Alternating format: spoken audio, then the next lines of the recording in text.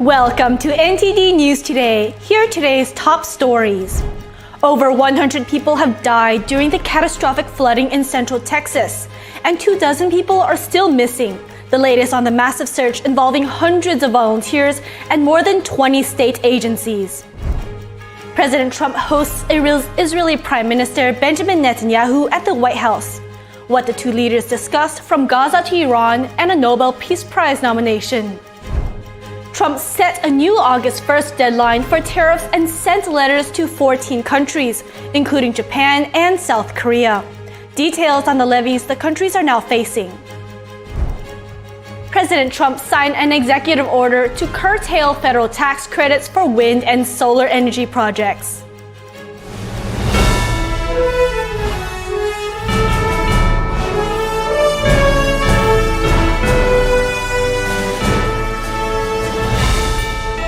This is NTD News Today, live from our global headquarters in New York City. Today is Tuesday, July 8th. I'm Alice Tang. The search for over 24 missing people in central Texas continues into the 5th day. After devastating flash floods, Governor Greg Abbott says more than 20 agencies are responding. At least 104 people are now dead, confirmed dead after the catastrophic flash flooding in central Texas. Among the victims are 28 children, most found near summer camps in the Texas Hill Country. In her county, Camp Mystic is grieving the loss of 27 campers and counselors after a wall of water tore through the site on Friday. More rain is forecast this week, keeping the risk of life-threatening flooding dangerously high. Here's the latest from Kerrville, Texas, as rescue workers race against the clock. After days of battling tough search conditions, determination to find every last missing person in the Texas floodwater persists. It's our job never to assume or never presume that somebody's deceased. We're out here trying to find everybody alive. In hard-hit Hunt, Texas, Christian Fell and his family are clearing feet of mud from their home, the home that nearly trapped him in rapidly rising water Friday morning. When I opened the door, all this water started flooding back in, and I couldn't walk outside because it was like so powerful. I couldn't close the door. Fell went into his bedroom, trying to get on furniture that was already floating above his head to no avail. I tried to open up this door, but the door wouldn't open. And then that's when I saw that this window right here was broken, and I swam through it. In the darkness, surrounded by water, he climbed up to this electrical meter. Fell stayed there waiting for help for 3 hours. He says there was no warning ahead of time. Didn't have any alerts until the water was already like inside the house. Across the Guadalupe River from Fell's home is Camp La Junta. Kelly Rabone's son, Braden and Brock, were saved from the rising water by their camp counselors. Once the water came into his cabin, they moved the boys from their lower bunks to then the upper bunk, and then ultimately hoisted them up into the rafters. Members of the San Antonio community gathered yesterday to help support victims of the Texas floods with a Candlelight Vigil and a donation drive. Yesterday evening, President Trump confirmed he will be visiting Central Texas on Friday. He called it a terrible event after more than 100 people have been confirmed dead so far. Here's Trump. They have a great governor, they have wonderful senators, they have wonderful representatives, and we're going to work together with them. And we have been working really very hard.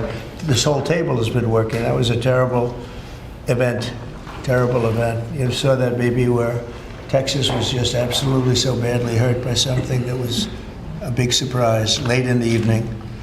So we'll be working with the governor and all of the people of Texas. Residents in Central Texas are rallying to help their neighbors after the deadly floods. In Center Point, volunteers are working around the clock to bring relief to families who lost everything. Take a look. At the high school gym in Center Point, Texas, volunteers spent Monday loading trucks with donated tools, non-perishable food, and water, all headed to victims of last week's devastating floods. So we just wanted to give tools and stuff to the local volunteer fire department because they are doing a lot of work cleaning up all the trees and debris. At the end of the day, it's about relationships and it's about picking each other up. Like a lot of times we always kind of joke, like the only time we're looking down on somebody is when we're helping them back up. The town is still reeling from the disaster. Streets remain flooded, the fire station suffers severe damage, and a bridge over the Guadalupe River is still closed. Our first thing right now is really to take care of our friends and neighbors that have lost everything, and we're still searching for some of our neighbors and friends too. And like everybody says, if one mom cries, we all cry. You know, it's the kids. The kids are the ones that we're more concerned about. You know, I think it's gonna take time. It's gonna take time to see this the way it was before. Across hill country, where the worst flooding occurred, more rain is in the forecast. The National Weather Service warns that an additional 2 to 4 inches is expected, with isolated areas possibly seeing up to 10 inches. I've had a couple friends who don't have a house anymore, or they've lost their husband. I have a friend who's missing. Despite the grim outlook, residents here remain determined to help each other recover, one truckload at a time. The war in Gaza, hostages, Iran, and a Nobel Peace Prize nomination. These were all on the table last night when Israeli Prime Minister Benjamin Netanyahu met President Trump at the White House. Here's more on that meeting. President Trump hosted Israeli Prime Minister Benjamin Netanyahu at the White House Monday night for a dinner focused on the Gaza ceasefire, hostages, and talks with Iran. The meeting marked their third face-to-face encounter since Trump returned to office in January. It began with Netanyahu handing Trump a letter nominating him for a Nobel Peace Prize. Trump appeared surprised. Thank you very much. Coming from you in particular, this is very meaningful. Thank you very much, baby. The leaders then dove into high-stakes diplomacy. Netanyahu raised the idea of giving the people of Gaza the option to leave the enclave. It's called free choice. You know, if people want to stay, they can stay. But if they want to leave, they should be able to leave. It shouldn't be a prison. Netanyahu said he was working with the American administration to find countries willing to take them in. Trump didn't directly endorse the plan this time, but said surrounding countries have been cooperative. The White House meeting came as Israeli and Hamas negotiators held indirect talks in Doha. Trump said earlier there could be a breakthrough this week. The two leaders discussed the possibility of a two-state solution, which Netanyahu rejected. I think Palestinians should have all the powers to govern themselves, but none of the powers to threaten us. And that means that certain powers, like overall security, will always remain in our hands. Referring to the Hamas terror attacks on October 7th, Netanyahu said giving Palestinians a state would become a platform to destroy Israel. Earlier in the day, Netanyahu met with Secretary of State Marco Rubio and Special Envoy for the Middle East, Steve Witkoff. Trump said U.S. talks with Iran were on the horizon and hinted that sanctions relief could be on the table if Iran changes course. They want to meet. They want to work something out. No, they're very different now than they were 2 weeks ago. Earlier, White House Press Secretary Caroline Leavitt said ending the Gaza war and bringing hostages home remains President Trump's top priority in the region. Steve Witkoff said he remained hopeful about reaching a deal soon. Baby, you're not welcome here. Outside the White House, protests gathered. Demonstrators accused Netanyahu of war crimes and called for an end to U.S. military aid to Israel. President Trump on Monday began telling trade partners what tariffs they will face beginning August 1st. That's later than the original July 4th deadline, and the president appeared to suggest the new date wasn't totally set in stone. And Japan says that a deal with the U.S. must include tariff concessions for its automobile industry. Here's the latest in the trade negotiations. I would say firm, but not 100% firm. If they call up and they say, would like to do something a different way, we're going to be open to that. But essentially, that's the way it is right now. Yeah. So far, 14 letters have gone out to other countries. Investor attention focused on the 25% levies set for major trading partners Japan and South Korea. However, the new tariffs do not add to previously announced duties on specific sectors. That means the rate for cars, for example, stays at the existing 25%, rather than hitting a cumulative 50%. The letters say that any retaliatory tariffs will trigger further US levies. And Trump says it's the least he could have done. We've talked to most of the countries, and pretty much they've had their way for many, many decades, as you know. And it was time that we just wanted fairness. This is not really equitable from our standpoint, because it's just a small token by comparison to the damage that's been done over the years. South Korea and Japan both said they would continue talks ahead of the new August 1st deadline. Among the other letters sent out, Laos and Myanmar were the worst-hit nations, with tariffs set at 40%. Trump said India was another where agreement was close. Earlier on Monday, US Treasury Secretary Scott Bessent said that he expected several announcements over the following 48 hours. He said his inbox was full of last-ditch offers. President Trump is now detailing more of his administration's policy on wind and solar energy. Trump signed an executive order to curtail federal tax credits for these projects. Trump had promised Republicans he would sign it in order to earn their support for his massive domestic policy bill that was passed last week. The bill included a last-minute provision that allowed clean energy developers more latitude to claim federal tax credits. Trump's executive order can't override the statute, but it does direct the Treasury Department to vigorously enforce whether wind and solar companies are sourcing their components from China. Measles cases in the country are the highest they've been in 6 years. According to Johns Hopkins, the U.S. has reported 1,277 cases so far this year, surpassing the 2019 mark. Texas is at the center of the outbreak, with 790 confirmed cases and 3 confirmed deaths. Health officials say most of this year's cases are tied to 27 active outbreaks across 38 states. The CDC is urging vaccination as the best protection against measles. Los Angeles Mayor Karen Bass confronts ICE officers at a city park in an area known for criminal street gangs, many affiliated with the Mexican cartels. The Department of Government Efficiency says it saved Americans over $800 million after federal agencies canceled 54 contracts in just 2 days. We'll bring you the details on where those cuts were made.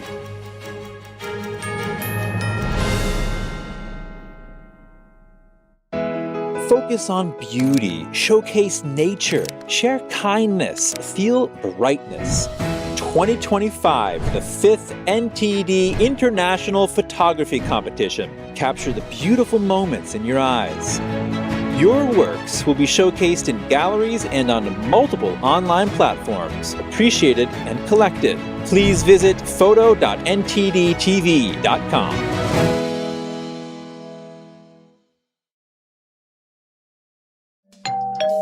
Hi, I'm Ty Pennington, here for Choice Home Warranty. They protect my home from expensive repairs, and they can do the same for you. No matter if it's your refrigerator, plumbing, or more than 20 other home systems and appliances, Choice Home Warranty has saved millions of homeowners a whole lot of money.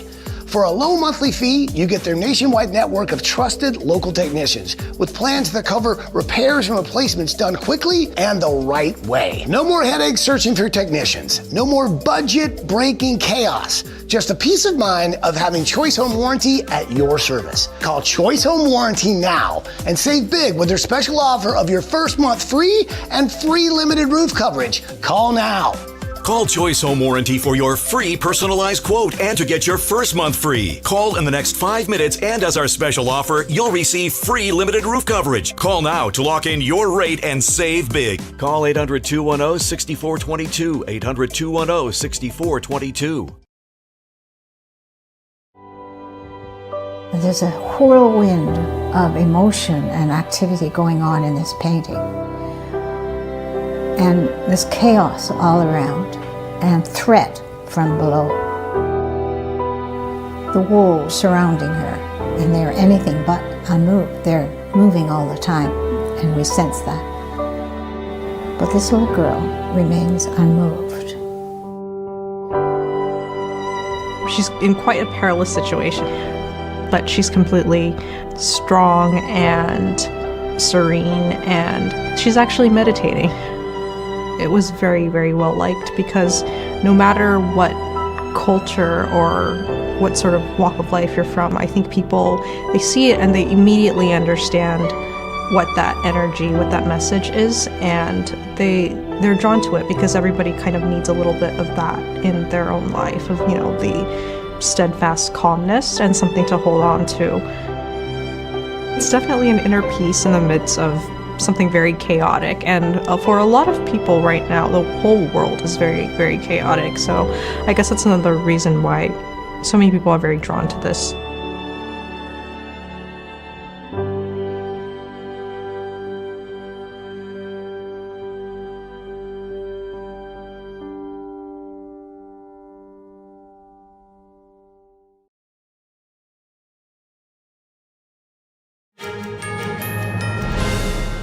Los Angeles Mayor Karen Bass confronted ICE officers yesterday at City Park. Some 100 ICE agents gathered just before 11 a.m. near MacArthur Park in the Westlake area, about 2 miles west of City Hall. The officers were in vans and some armored vehicles on the outskirts of the park.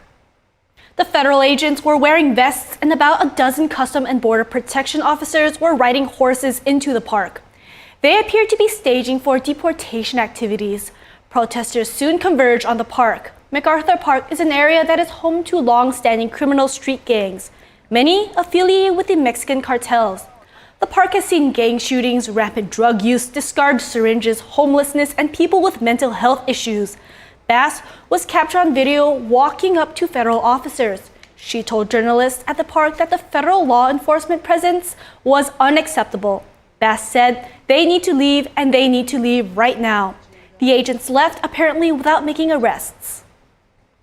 A civil trial began yesterday over President Trump's attempts to deport some pro-Palestinian activists. Academic groups sued, calling it an ideological deportation policy that violated free speech and due process. They compared it to MacArthur-era tactics and said it created a climate of fear on campuses. Government lawyers denied such a policy exists. The Department of Justice argued the government has broad authority to remove non-citizens and a legitimate interest in combating anti-Semitism.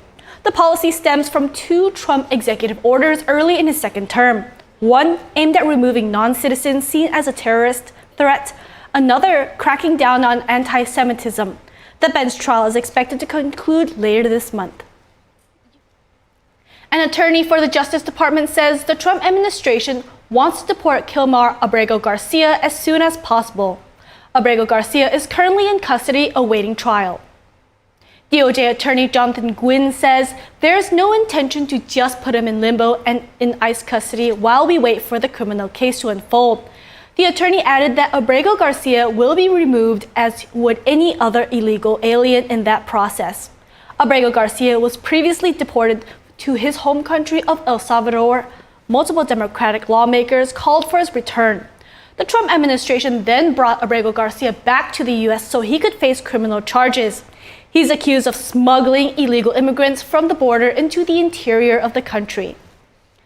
The Department of Government Efficiency, DOGE, said it has saved Americans $804 million after federal agencies canceled 54 contracts in just 2 days. Those included contracts under the now-defunct U.S. Agency for International Development. Here's the story. The Trump administration's push to cut waste, fraud, and abuse makes a new milestone. The Department of Government Efficiency, or DOGE, recently announced that federal contracts worth $1.8 billion were canceled. In a social media post on Friday, DOGE announced that 54 government contracts had been terminated in just 2 days. This includes contracts with the former U.S. Agency for International Development, or USAID. It states an $842,000 USAID professional services contract for a director of the Armenia Innovation Hub within the USAID Armenia Economic Growth Office and a $33,000 US AGM contract for 24/7 FM broadcast services to the Togolese Republic. The announcement comes less than 10 days after the Senate Appropriations Committee debated over President Trump's proposed billions of dollars of cuts to USAID and other sectors of government.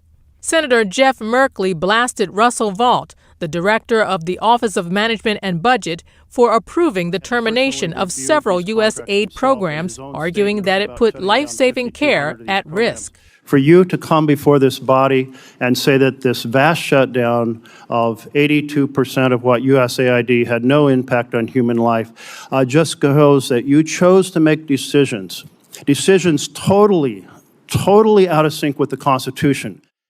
Senator Katie Britt countered with examples of contracts that Vought was seeking to eliminate. $5.1 million to strengthen the, quote, resiliency of lesbian, gay, bisexual, transgender, intersex, and queer global movements. $833,000 for services for transgender people, sex workers, and their clients for sexual networks in Nepal. 3 days before Doge's announcement, on July 1st, Secretary of State Marco Rubio announced the end of U.S. aid. In a blog post on the State Department's website, Rubio said this era of government-sanctioned inefficiency has officially come to an end. On Sunday, Doge posted another announcement. It applauded Vaught's office for cutting its annual spend on federal contracts by 50%, from $484 million to $242 million, while improving both the quality and scope of its services. The Department of Justice and the FBI released a memo yesterday on their review and the release of the Epstein files. It stated that they would not release any further material related to the Epstein case. The review stated that convicted child sex trafficker Jeffrey Epstein harmed over 1,000 victims. It also reported that Epstein did not keep a list of his clients. The FBI said it conducted digital searches of databases, hard drives, and network drives, as well as physical searches of locked cabinets, desks, and closets. The searches uncovered more than 300 gigabytes of data and physical evidence, but no client list was found. The review also stated there was no credible evidence that Epstein engaged in blackmail. The report also states that Epstein died by suicide while in prison and that video footage indicates no one else entered his cell during the night prior to his death. Here's the White House press secretary speaking yesterday. This administration wants anyone who has ever committed a crime to be held accountable, and I would argue this administration has done more to lock up bad guys than certainly the previous administration. And the Trump administration is committed to truth and to transparency. That's why the Attorney General and the FBI Director pledged at the President's direction to do an exhaustive review of all of the files related to Jeffrey Epstein's crimes and his death. And they put out a memo in conclusion of that review. There was material they did not release because, frankly, it was incredibly graphic and it contained child pornography, which is not something that's appropriate for public consumption. But they committed to an exhaustive investigation. That's what they did, and they provided the results of that. That's transparency. California is refusing to end policies that allow students who identify as transgender to participate in school sports. The California Department of Education said yesterday it respectfully disagrees with the Department of Education's Office for Civil Rights Analysis. Late last month, the Civil Rights Office concluded that California's sports policy discriminates against female athletes by allowing males to compete in girls' sports and use female-only facilities. The Education Department proposed a resolution agreement. It would require the state to adopt biology-based definitions of sex and restore athletic titles and records to impacted female students. The state's rejection comes just days after a similar agreement was reached with the University of Pennsylvania. A coalition of doctors and public health groups is suing the government over its decision to stop recommending COVID-19 vaccines for most children and pregnant women. The lawsuit names Health Secretary Robert F. Kennedy Jr., who in May removed those shots from the CDC's official vaccination recommendations. The American Academy of Pediatrics and 5 other organizations argue that Kennedy replaced the CDC's vaccine advisory panel with members who hold anti-vaccine views. According to the lawsuit, doctors say the change has caused confusion during the routine medical visits and is making some patients question whether to get vaccinated at all. A spokesperson for the Department of Health and Human Services said Kennedy stands by the changes. President Trump says Ukraine is getting hit very hard by Russia and needs to be able to defend itself, adding that the U.S. will be sending them more weapons. In his first trip to Asia as Secretary of State, Marco Rubio is heading to Malaysia. New tariffs have been announced as he's set to meet with several leaders from Southeast Asian countries.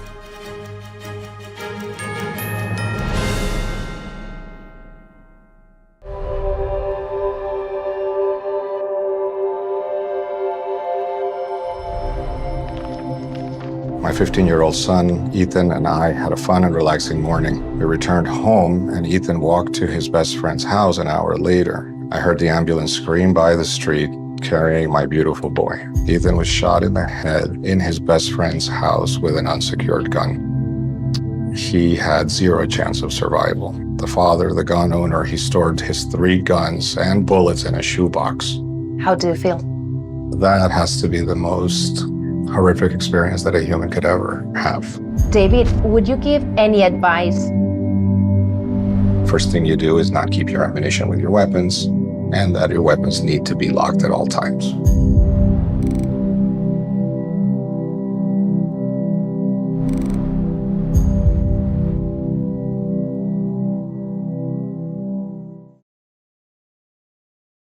Hi, I'm Ryan Blaney, a third-generation race car driver, and we dedicate a lot of our time to going as fast as possible. My grandpa Lou is the reason why my dad and I started racing, and I'm really proud to follow in his tracks. But when my grandpa was diagnosed with Alzheimer's, it was a very unexpected bump in the road for us. I've learned a lot on this journey with my grandpa Lou, and the memories of my grandpa will always be with me. And in our family, we're used to getting involved, and I encourage you to do the same, especially when it comes to caring for your loved ones. When I think about Alzheimer's and the impact it had on my family, I recognize that losing a race isn't such a bad day after all. It's important to notice if older family members are acting differently, experiencing problems with their memory, or having trouble with routine tasks. Talking about Alzheimer's can be really tough, but if you notice something, have a conversation with your loved one. Encourage them to see a doctor or offer to go with them. Early detection of Alzheimer's can give your family time to explore support services, make a plan for the future, and access available treatments. If you or your family are noticing changes, it could be Alzheimer's. Talk about seeing a doctor together.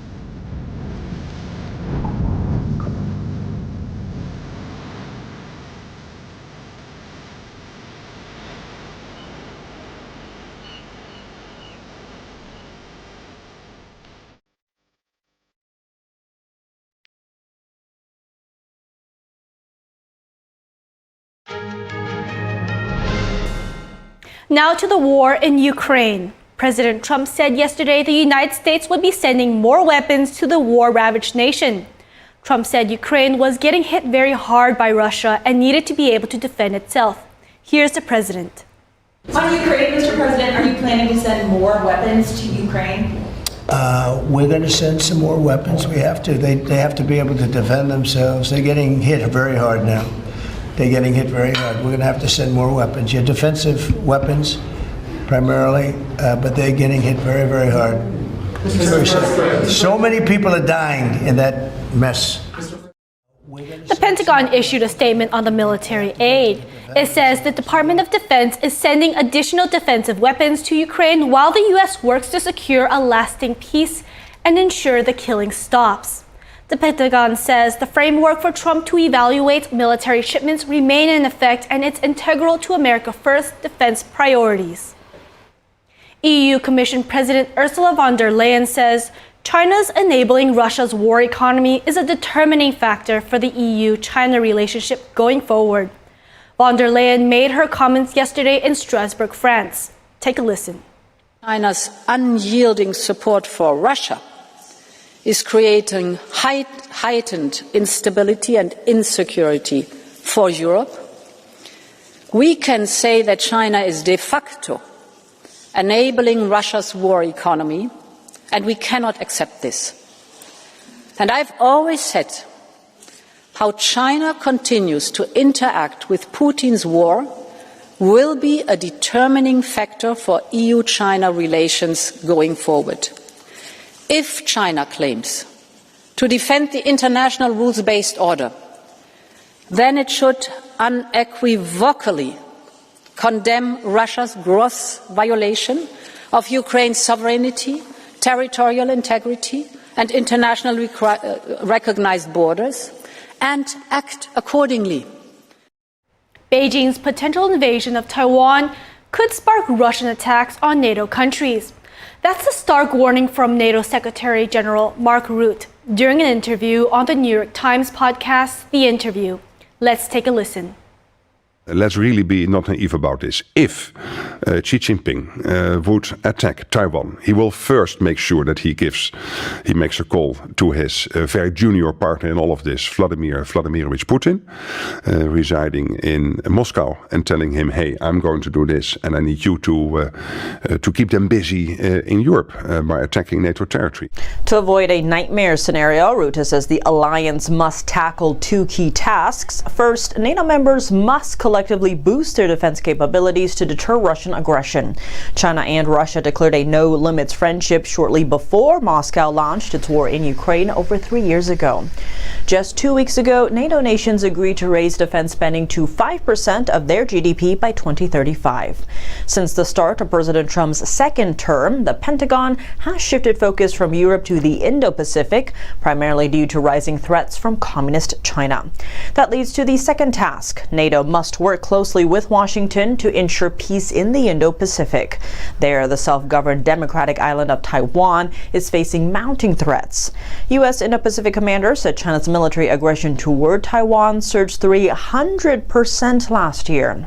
The Pentagon is also raising alarms over reported orders from Chinese regime leader Xi Jinping, urging the military to be ready to invade Taiwan by 2027. That's less than 2 years away. During the New York Times interview, Rutte says China's military buildup is likely preparing for exactly that invasion. In April, a Pentagon official called China's military buildup across nuclear, conventional, cyber, and space domains as, quote, unprecedented. A shop owner in eastern Ukraine lost her store to missile strikes for the third time, but she vows to rebuild it yet again. Here's her story of perseverance. Tamara Pozniakova woke up on June 30 in her apartment in Donetsk to a flurry of missed calls. A shopping centre, which was also home to her clothing store, had been hit by missile strikes. By the time Pozniakova rushed over, fire had consumed the entire market. Luckily for her, the metal shutters over her shop windows saved her stock from the blaze. Of course, we breathed a sigh of relief. Somehow we dismantled these shutters, entered the door. Thank God my goods were not damaged. At the end of last month, Donetsk, a city located in Russian-controlled eastern Ukraine, faced its heaviest missile attack in over a year. Dozens of shopkeepers lost their businesses, including Pozniakova. But her story is one of perseverance. Her shop, Little Italy, was destroyed twice before when she lived in Avdiivka, a smaller city north of Donetsk. Throughout the years of conflict in eastern Ukraine, she says that Little Italy has been more than just a store. She describes it as a refuge for the community. It wasn't just a sales store, it was probably more a psychological place for everyone. And everyone came not just to the store, but more just to talk to me, to see me. Despite her losses, Pozniakova remains hopeful. All wars end in peace. Everything will happen. Everyone will be brought to their knees. Everyone will be forced to sign a peace agreement. Everyone will be forced to peace. Secretary of State Marco Rubio is meeting with leaders of Southeast Asian countries in Malaysia this week. That's as President Trump imposes new tariffs on several of these countries that could force new trade deals. NTD's Washington correspondent Jack Bradley has more. Marco Rubio is meeting with his counterparts from the 10 member countries of the Association of Southeast Asian Nations, or ASEAN, and that'll be in Malaysia this week. It's his first trip to Asia as Secretary of State. Going into this, President Trump on Monday announced new tariffs that target some of these countries, like Malaysia hit with a 25% tariff, Myanmar and Laos 40% tariffs, Thailand, Cambodia 36%, Indonesia 32%. Trump says that any retaliatory tariffs on the U.S. U.S. from now on will be reciprocated on top of this. All of this is set to take effect next month. One key element of all of these has to do with transshipments. That means goods sourced in one country, putting goods on ships in another country to ship to the U.S. to avoid paying those higher tariffs. All of Trump's new tariffs come with the orders that transshipments will be subject to tariffs from the original source country. Vietnam signed a trade deal last week with the U.S. In that deal, U.S. goods will enter the Vietnamese market tariff-free, while Vietnamese goods shipped to the U.S. will be subject to a 20% tariff. Any transshipments, like from China, Vietnam's largest import partner, then go through Vietnam and then bound for the U.S., they're slapped with a 40% tariff, albeit that's less than the over 50% tariffs that the U.S. currently has on China. This trip to Malaysia also comes as the Chinese Communist Party is becoming increasingly aggressive in the region. The State Department spokesperson Tammy Bruce said in a statement on Monday, in his first trip to Asia as Secretary of State, Secretary Rubio is focused on reaffirming the United States' commitment to advancing a free, open, and secure Indo-Pacific region. A free and open Indo-Pacific are the same terms that Rubio used when he met last week in Washington with the foreign ministers of Japan, India, and Australia, the Quad Alliance. That's amid China's military increasing its drills and aggression and violating other nations' airspace and waterways in doing so. Now, they also focused on increasing access to critical minerals in their own countries and work around China as a source of the main supply. Now, that's because they're concerned about vulnerabilities of relying on the CCP, an adversary, for a product that goes into many things from electronics to medical devices and even military equipment. So now we may see similar goals here in the ASEAN countries. Reporting by Jack Bradley, NTD News. Over 24 people are missing after heavy rainfall in Tibet. Severe floods hit the Chinese-administered region, washing away a bridge that connects Tibet to Nepal. At least 18 people are missing in Nepal. A Chinese state news agency said 11 people were missing on the Chinese-governed side of the border. In Nepal, the missing include 6 Chinese workers and 3 police officers. In footage to be believed to be from Nepal, the army is seen rescuing residents from fields and muddy terrain. 2 individuals stranded on the island in the middle of the river were rescued by helicopter after a 3-hour operation. Nepal's military was conducting search and rescue operations near the border with China. The Japan Times reports a Chinese graduate student was arrested in Japan over an English proficiency test cheating scandal. He is linked to more than 800 people cheating on a test over the past 2 years. The test of English for International Communication is meant to measure a test taker's ability as a non-native speaker to work in an English workplace environment. It is a widely taken test in Japan and is used when applying for some jobs, schools, and career advancement opportunities. The Japan Times cites press agency Gigi saying Wang Li-kun is a 27-year-old graduate student at Kyoto University. The news outlet reports he is suspected of having posed as multiple other test takers and is also accused of having used a microphone under a mask during testing to alert others to question answers. He was arrested last month. It was discovered that over 800 test takers used an address that was the same or similar to his as their home address on the test. According to the Japan Times, the news outlet says those identified have had their test scores nullified. And there is a suspicion Wang is part of a larger test cheating scheme with more people. Now to South Korea, where residents have developed an unusual method for activism, sending balloons with leaflets over the border to North Korea. However, the leaflets are sitting idle at the moment. Here's the story. Activist Lee Min-bok is known for sending balloons into North Korea, where he once defected from. They carry leaflets against leader Kim Jong-un into the isolated country over the border from the south. But Lee hasn't sent them for months now, for fear of a potential crackdown closer to home, as newly elected president of the south, Lee Jae-myung, has been pushing to ease tension with the north. The president says activists should be severely punished if they keep sending balloons. For years, police have monitored Lee, the activist, from next door. One plainclothes officer told Reuters they're there to protect him from North Korean threats. But now, he spends his days writing online posts criticizing the South Korean government instead of planning balloon launches. I've been doing it quietly, and what's wrong with that, provoking North Korea? No way, I want to continue it until North Korea liberalizes its press. Our government should be ashamed of itself. Balloon activists like Lee, many of whom are also defectors, are no strangers to political attention. A previous Liberal president tried to ban their activities, but that was declared unconstitutional.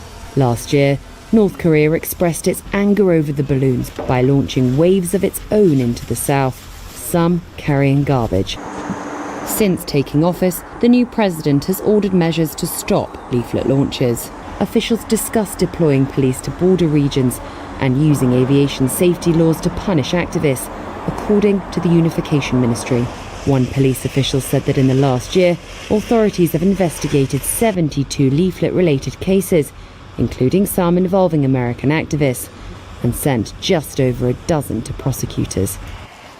The moves are welcomed by some residents who have said the launches put them at risk. Park Hae-yeon is a farmer whose family runs a restaurant in Paju, a town near the border.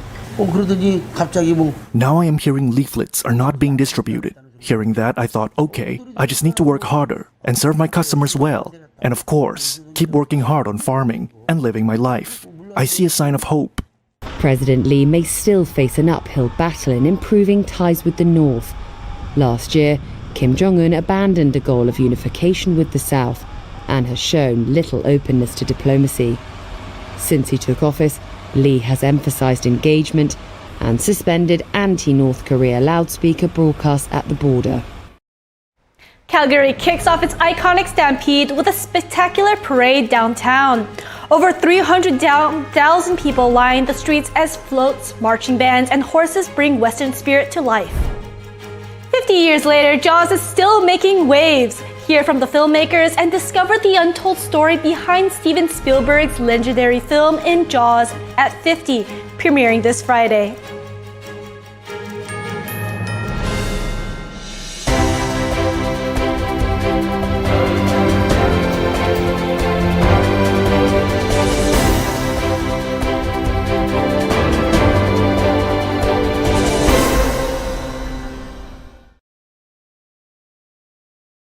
Is deep-sea fish oil really healthy?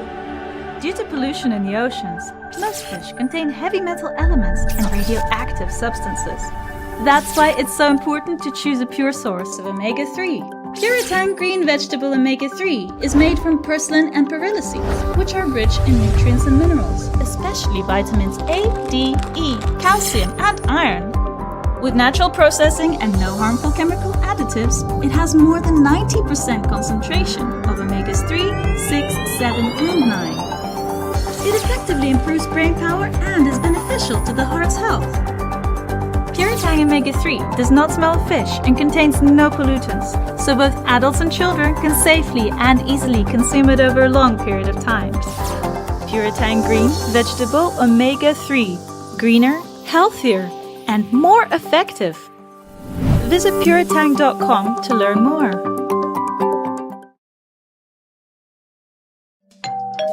Hi, I'm Ty Pennington, here for Choice Home Warranty. They protect my home from expensive repairs, and they can do the same for you.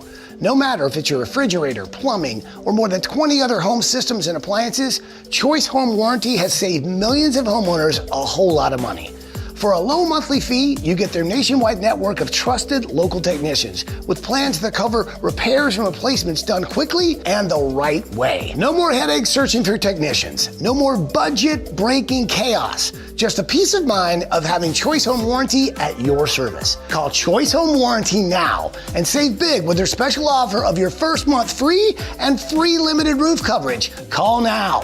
Call Choice Home Warranty for your free personalized quote and to get your first month free. Call in the next 5 minutes, and as our special offer, you'll receive free limited roof coverage. Call now to lock in your rate and save big. Call 800-210-6422. 800-210-6422.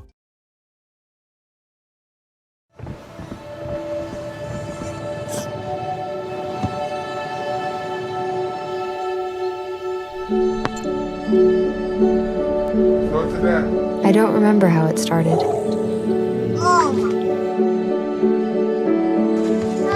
Our back and forth. Victory. Fumble. Repeat. It always came back. Dad! Okay, here we go, throw it! Yeah. You probably don't remember what you told me, That was perfect. but I heard every word. Nice.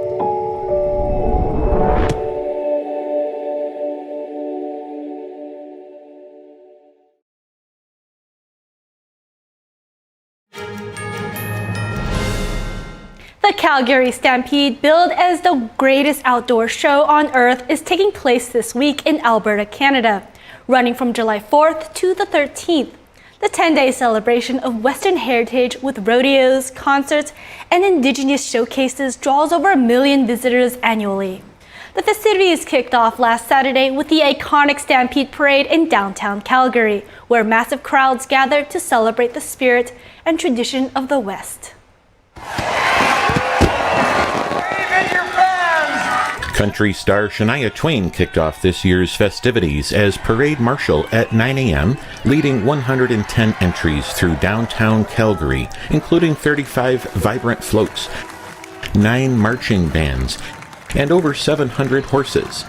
An estimated 300,000 spectators lined the streets to experience the excitement and tradition of the West. Welcome everybody to Calgary and show them a little bit of our Western heritage. The cowboy way is rooted in a lot of integrity. Stampede gathers so many people from all walks of life to celebrate and enjoy the hospitality of Calgary and the Calgary Stampede spirit. The enthusiasm of the country is amazing. Everybody loves Calgary. Since 1912, the Calgary Stampede Parade has been an annual celebration of Western heritage, uniting diverse communities and showcasing the city's creativity. Stampede is a celebration of the multicultures that are in the city, all the people who've come here to make the city as vibrant as it is, and the people who started with the city, the big four, and bringing them forward. So, just means independent spirit, entrepreneurial spirit, can-do attitude. It's really amazing. I'm enjoying the Canadian pride, the Calgary pride. The horses are beautiful, and the people are so friendly. The Falun Dafa group stood out with a striking performance, led by the Tianguo Marching Band, followed by an elegant float and a rhythmic waist drum team. The group conveyed the core values of truthfulness, compassion, and tolerance, earning enthusiastic praise from the crowd. Tremendous. It's wonderful to see that enforced. It has to be practiced every day and be mindful of it, and everybody will be better for it. This is a great tradition to pass on to the kids. Those values are great. It's exactly the kind of community values we need. Attendees said the values promoted by the group resonated deeply with the spirit of the Stampede. NTD News, Canada. Researchers at Stanford University are developing a new way to explore the world's oceans. It uses underwater robots to bring a human touch to deep-sea missions. Let's take a look. Robotics researchers at Stanford University say this remote-controlled bot could bring a human touch to underwater exploration. That's because it has the potential to transmit the sense of touch to researchers sitting vast distances away. It's named Ocean 1K, a nod to its predecessor and a reference to its ability to dive 1,000 meters, or about 3,300 feet. Usama Khatib is the director of the Stanford Robotics Center. What is unique about this robot is its ability to actually do things. So this robot has hands that are very gentle actually.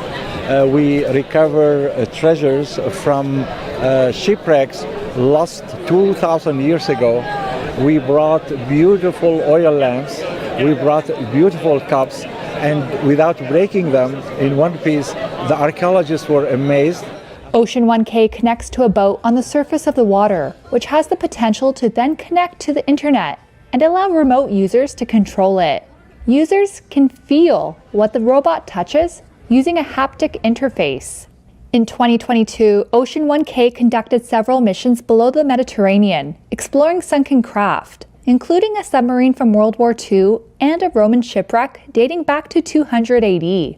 That mission maxed out at about 2,800 feet, where the robot was able to place a commemorative plaque on the seafloor before bringing it back to the surface. Khatib said the technology could help the study of the world's oceans, just like observatories have helped researchers explore space. Well, now we are going to create observatories of the ocean. And we are going to let scientists come and help the ocean health. And this can be done remotely from any location on the planet to any location where the robots are deployed. A documentary marking the 50th anniversary of the 1975 blockbuster Jaws dives into the lives of the storytellers behind the scenes and how the movie changes people's perception of sharks. Jaws at 50, the definitive inside story, premieres on Friday on National Geographic and streams the same day on Disney+. The great moments of the film have nothing to do with the shark. A new documentary marking the 50th anniversary of blockbuster hit Jaws dives into the film's impact on director Steven Spielberg's life and how the movie altered people's perceptions of sharks. Steven understands people. Laurent Bouzereau, producer and director of Jaws at 50, the definitive inside story, said the new documentary uncovers how filming the shark thriller took a heavy toll on then 27-year-old Spielberg's mental health. You know, I said to myself, the one aspect that I don't think is being touched upon is the human story of a man who is so young and has had a really strong and powerful beginning of his career, and now is faced with, the biggest challenge ever. Bouzereau said Spielberg had a panic attack at the end of filming and often cried years later in private on a replica boat of the film's Orca at Universal Studios. When he opened up about that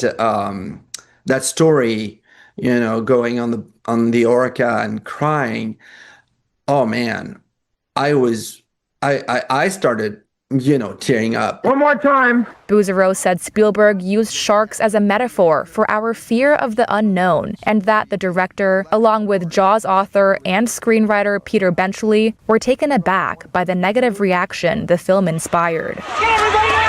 He was horrified by, the massacre of sharks that followed the film's release, as was Peter Benchley. Peter's wife, Wendy Benchley, said that although the immediate reaction to the film was damaging to sharks, it turned them and Spielberg into activists. That was one of our impetuses to get out there and learn more in the 70s with the National Geographic and expeditions, and then to do everything we could to educate people about the real shark and how important they were to the ocean. Jaws at 50, the definitive inside story, includes new interviews with Spielberg, testimonials from shark experts, and the original cast and crew, many of whom were locals from Martha's Vineyard, Massachusetts, the real-life location of fictitious Amity Island. I met, grandparents and parents and children who are younger than me, who are like just living through Jaws still to this day. If you have any feedback on the show or have something you'd like to see us cover, send us an email at news.today@ntd.com. We love to hear from you. For round-the-clock original news coverage, watch us live at ntd.com/live or download our NTD app. We'll cover more stories right after this break.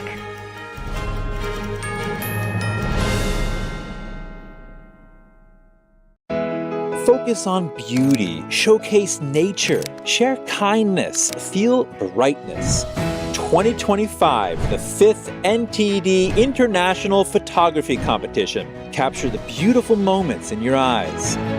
Your works will be showcased in galleries and on multiple online platforms, appreciated and collected. Please visit photo.ntdtv.com.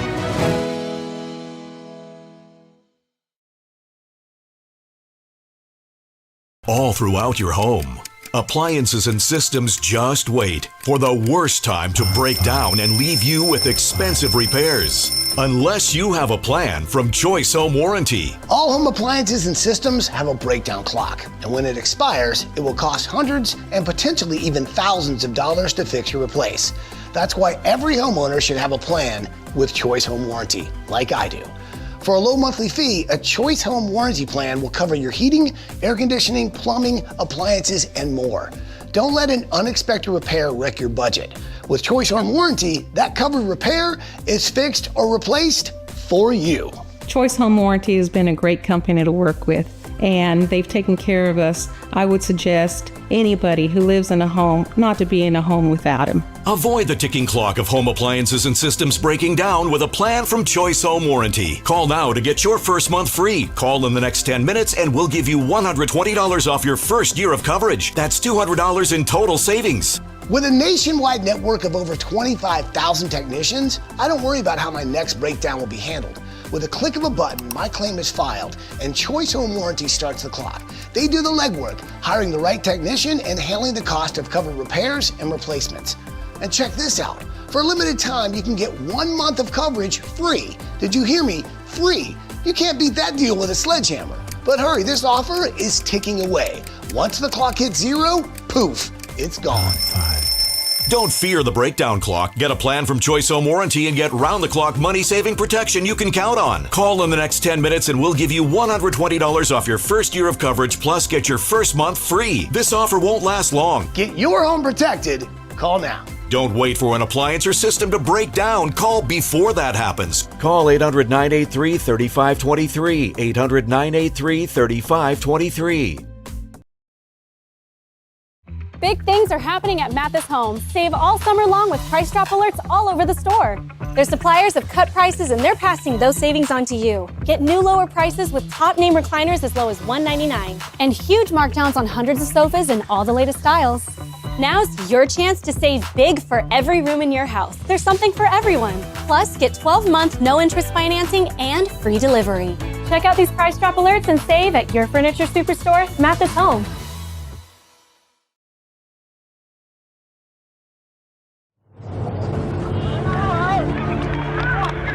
There are real consequences to controlled media.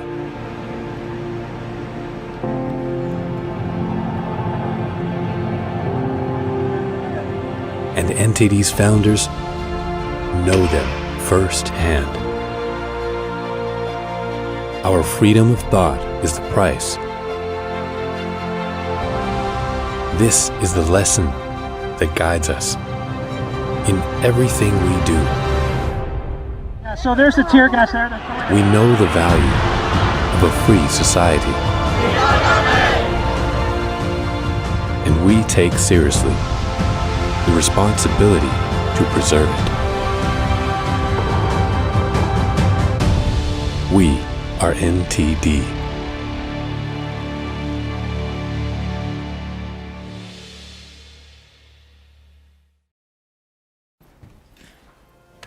Face you. Watch everything be not okay. My name is Tiffany Meyer, and I host NTD's China in Focus and our evening news. I think one of the parts that drives me to work here, despite the difficulties, is I realized through my own process the importance of information. Most of the legacy media here, they get a ton of money from China. And what happens is you get these paid inserts or advertisements that look like news articles, but if you really look into it, it's like, wait, this is a paid insert. So then what you see is these main media that's supposed to be independent is actually also telling or pushing the Communist Party's line from China. And I was like, well, what is that doing to America's national security? And if you're just a regular person, right, you're like, oh, maybe that's far away from me. But then what we noticed, especially with once the pandemic hit, right, it's like what happens in China does actually impact you here. We had a viewer who was in Wuhan at the time visiting family and was watching our coverage, probably with a VPN. So they were somehow watching our coverage. So this is China in Focus. And because of our coverage, they realized that, oh, a lockdown could be coming. And they changed their flight. So they left earlier than they would have. And the day after their earlier flight, Wuhan went under lockdown. And so they reached out to us and were like, thank you so much for saving our life. Otherwise, they could have still been in a lockdown. We saw news of the draconian lockdowns, or almost 3 years later, they were still under lockdown.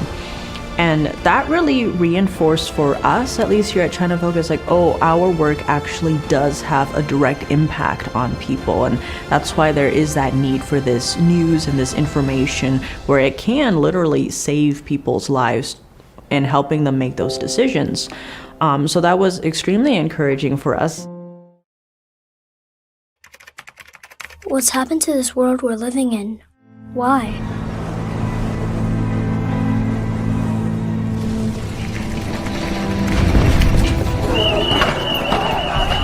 For the 4 years he has been on this earth, he has known nothing but war. Wherever I go, the things I see, I just want to turn away.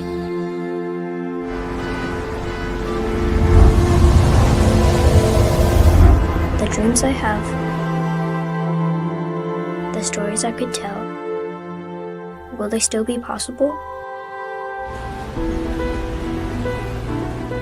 This year, more than ever, I need a brand new world, a clean world.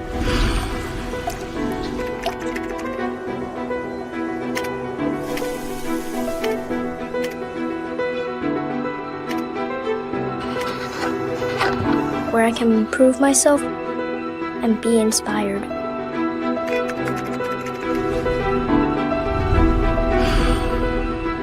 My stage can be anywhere and everywhere. But it begins here.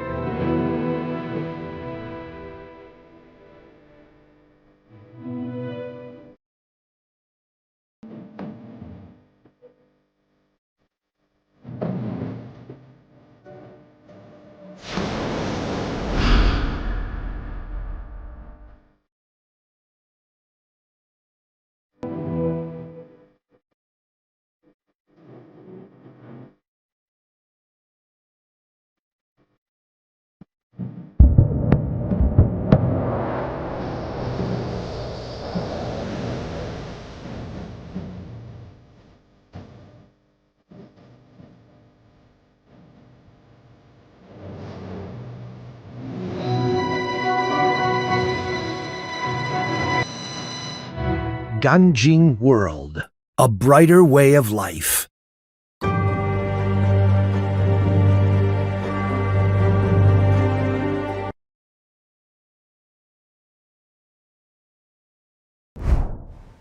Welcome to NTD News Today. Here are today's top stories. Updates on the flooding in Texas, which has claimed over 100 lives. Still missing 10 girls from Camp Mystic. We explore ways to help these communities heal.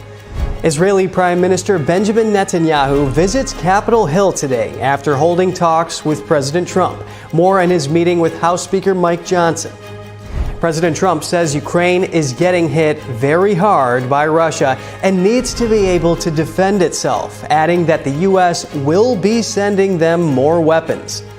Severe floods leave more than 24 people missing in Tibet. Nepalese and Chinese crews are conducting a search.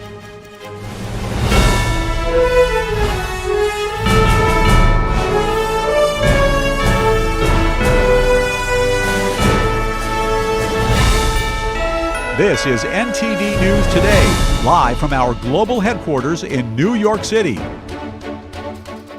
Today is Tuesday, July 8th. I'm Kevin Hogan. Starting off with the deadly flooding in central Texas. Fox 7 Austin reports at least 104 people have perished, mostly in Kerr County. There, 10 girls at a Christian summer camp, Camp Mystic, are still missing. To help the members of the communities find ways to cope with this tragedy, we invite Holly Swenson to the show. Holly is a registered nurse and the author of Stop, Drop, Grow, and Glow. Holly, thanks for sharing your insight with us. What is the path to healing in a situation like this, especially when so many young lives were lost or are currently at risk? Yes, hi, Kevin. This has been such a devastating flood for so many people, and natural disasters like this really do have that profound impact on, families, individuals, and entire communities. And because of this, I think, the coping with the trauma and the aftermath requires a multifaceted approach. And so when you're talking about parents who are living in impacted areas, you really want to ensure the safety and basic needs are being met. So the essentials like food, water, and shelter.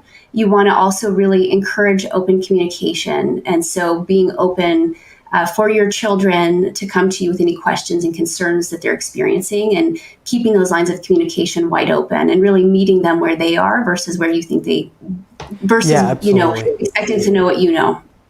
Right, and communication is so important. Can you elaborate a little bit more on that, Holly, with how many questions they may have and how parents can immediately respond to that? Sure. The important piece here is to reassure safety and security, and you want to keep things age appropriate. So for our younger children, if you can shield them from some of this, it might be wise to do so. But you just want to avoid overwhelming details. And again, meet them where they are and be that line of communication and that support system to validate their emotions, acknowledge that fear and sadness and anger are normal responses to tragedies like what we're seeing. And also just, you can use phrases like it's okay to feel scared and help children understand their emotions are valid. Yes, that's very important. Now, what immediate actions can parents, counselors, or first responders take to do their best to help those who are grappling with this and may have lost friends or loved ones? Well, I think when we're looking at the community, I think you want to foster that sense of hope and belonging. I think, having activities where people are coming together to sharing experiences and providing that mutual support. It really should be this time of coming together and finding healing for those people who are directly impacted.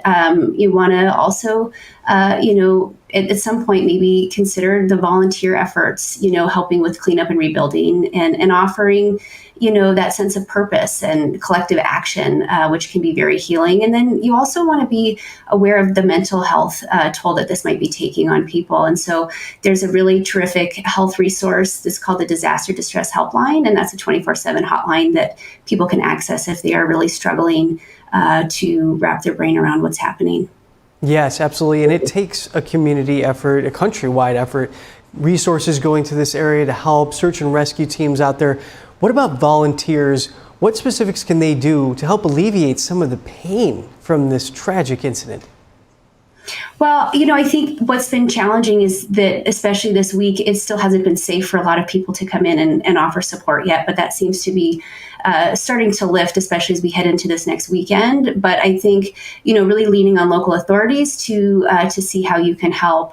You might even consider reaching out to the Salvation Army. They might be starting to organize different volunteer opportunities for people who want to step in and help provide that support. And it can be an individual mission. You might consider, having it be a family mission to help those who are really suffering in this hour of need.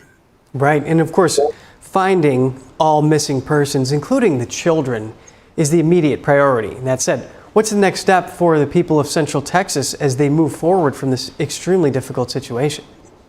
Yeah, I think it's really understandable to wonder how healing is going to be possible moving forward, especially when so many children have been lost. It really, I think, is going to be an element of it's going to take time to soften some of those emotions. But it's really important to recognize that emotional healing after such a traumatic event is really that active process. And so it's going to require that intentional effort of really trying to engage in processing the emotions associated with the loss and trauma rather than avoiding them, seeking support as needed. Practicing self-care is also really important. So making sure that you're getting adequate sleep, you're still exercising and finding routine amidst the chaos. And Holly, how can parents let children know that it's okay to ask questions or it's okay to wonder what's happening right now? Yeah, and it's not always easy to find words to comfort, children necessarily in times of this immense, loss. But I think for children who have lost a friend or sibling, especially if it's being shown on the news, that it's really important to offer honest, age-appropriate explanations of comfort and support. So you want to be empathetic. You want to validate and acknowledge their feelings. It can be something as simple as, I'm sorry for your loss. and also encouraging them to express their emotions and provide that safe space for them to do so. And I think it's also really healthy to normalize their grief. And so letting them know that it's okay to feel angry and confused at this time, and that adults feel those things as well, depending on what's going on in life. Yes, and at NTD, our hearts go out to the families of those who've lost loved ones and who are still waiting to find those who are missing. Holly Swenson, nurse and author, thank you for contributing to our show this morning. Thank you, Kevin. And the search for over 24 missing people in Central Texas continues into the 5th day after devastating flash floods. Governor Greg Abbott says more than 20 agencies are responding. At least 104 people are now confirmed dead after the catastrophic flash flooding in Central Texas. And among the victims are 28 children, most found near summer camps in the Texas Hill Country. In Kerr County, Camp Mystic is grieving the loss of 27 campers and counselors after a wall of water tore through the site on Friday. More rain is forecast this week, keeping the risk of life-threatening flooding dangerously high. Here's the latest from Kerrville, Texas, as rescue workers race against the clock. After days of battling tough search conditions, determination to find every last missing person in the Texas floodwater persists. It's our job never to assume or never presume that somebody's deceased. We're out here trying to find everybody alive. In hard-hit Hunt, Texas, Christian Fell and his family are clearing feet of mud from their home, the home that nearly trapped him in rapidly rising water Friday morning. When I opened the door, all this water started flooding back in, and I couldn't walk outside because it was like so powerful. I couldn't close the door. Fell went into his bedroom, trying to get on furniture that was already floating above his head to no avail. I tried to open up this door, but the door wouldn't open. And then that's when I saw that this window right here was broken, and I swam through it. In the darkness, surrounded by water, he climbed up to this electrical meter. Fell stayed there waiting for help for 3 hours. He says there was no warning ahead of time. Didn't have any alerts until the water was already like inside the house. Across the Guadalupe River from Fell's home is Camp La Junta. Kelly Rabone's son, Braden and Brock, were saved from the rising water by their camp counselors. Once the water came into his cabin, they moved the boys from their lower bunks to then the upper bunk, and then ultimately hoisted them up into the rafters. Members of the San Antonio community gathered yesterday to help support victims of the Texas floods with a Candlelight Vigil and a donation drive. Yesterday evening, President Trump confirmed he will be visiting Central Texas on Friday. He called it a terrible event after more than 100 people have been confirmed dead so far. Here's Trump. They have a great governor, they have wonderful senators, they have wonderful representatives, and we're going to work together with them. And we have been working really very hard. This whole table has been working. That was a terrible event. Terrible event. You saw that maybe where Texas was just absolutely so badly hurt by something that was a big surprise late in the evening. So we'll be working with the governor and all of the people of Texas.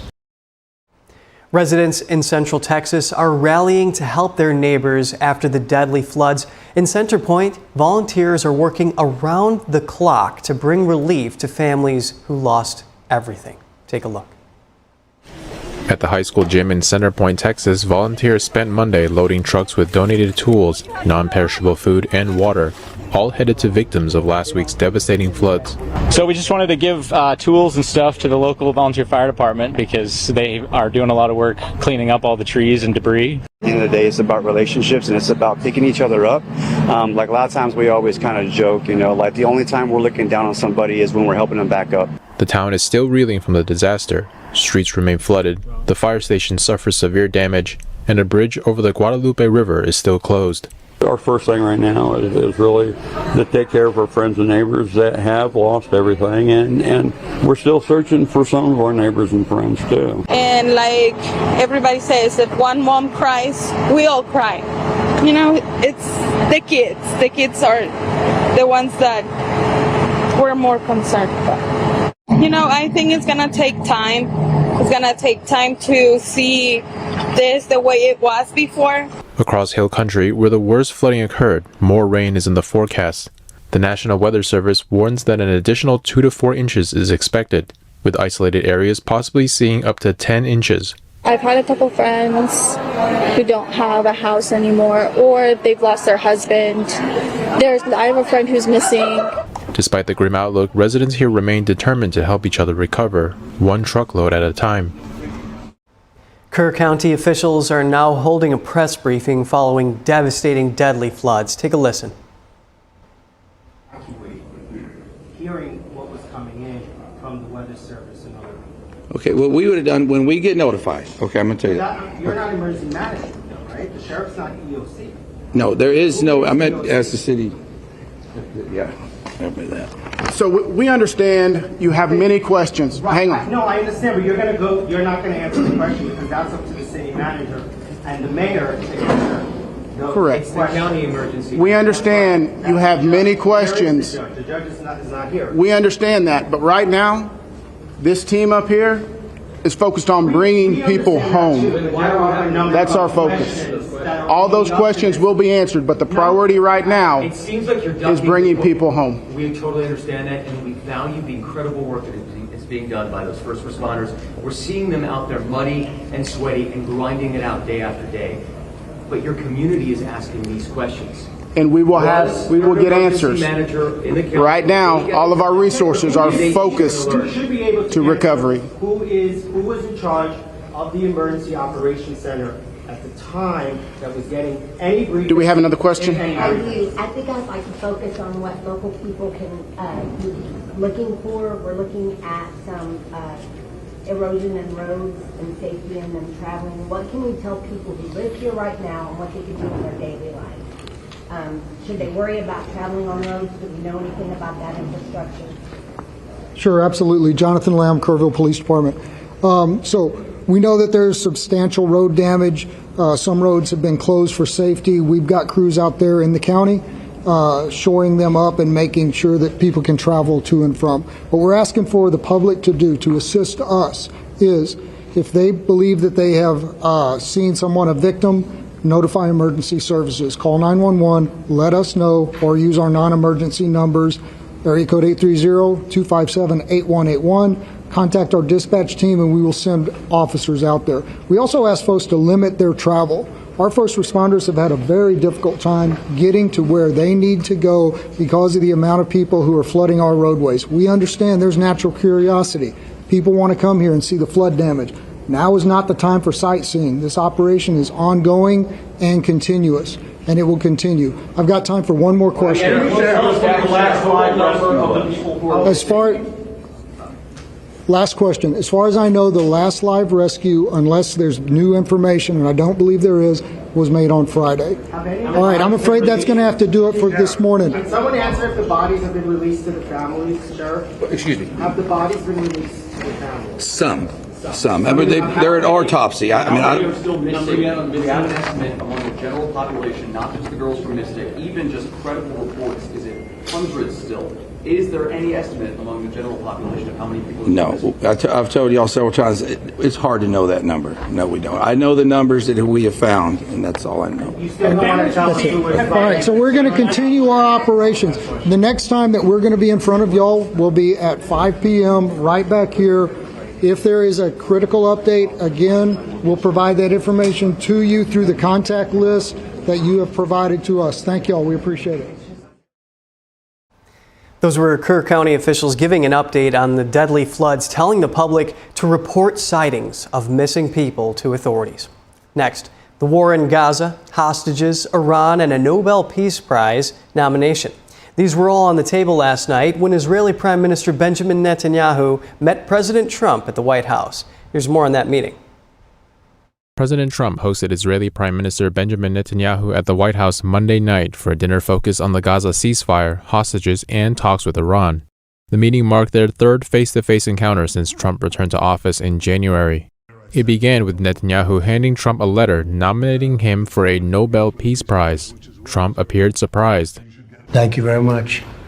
Coming from you in particular, this is very meaningful. Thank you very much, baby. The leaders then dove into high-stakes diplomacy.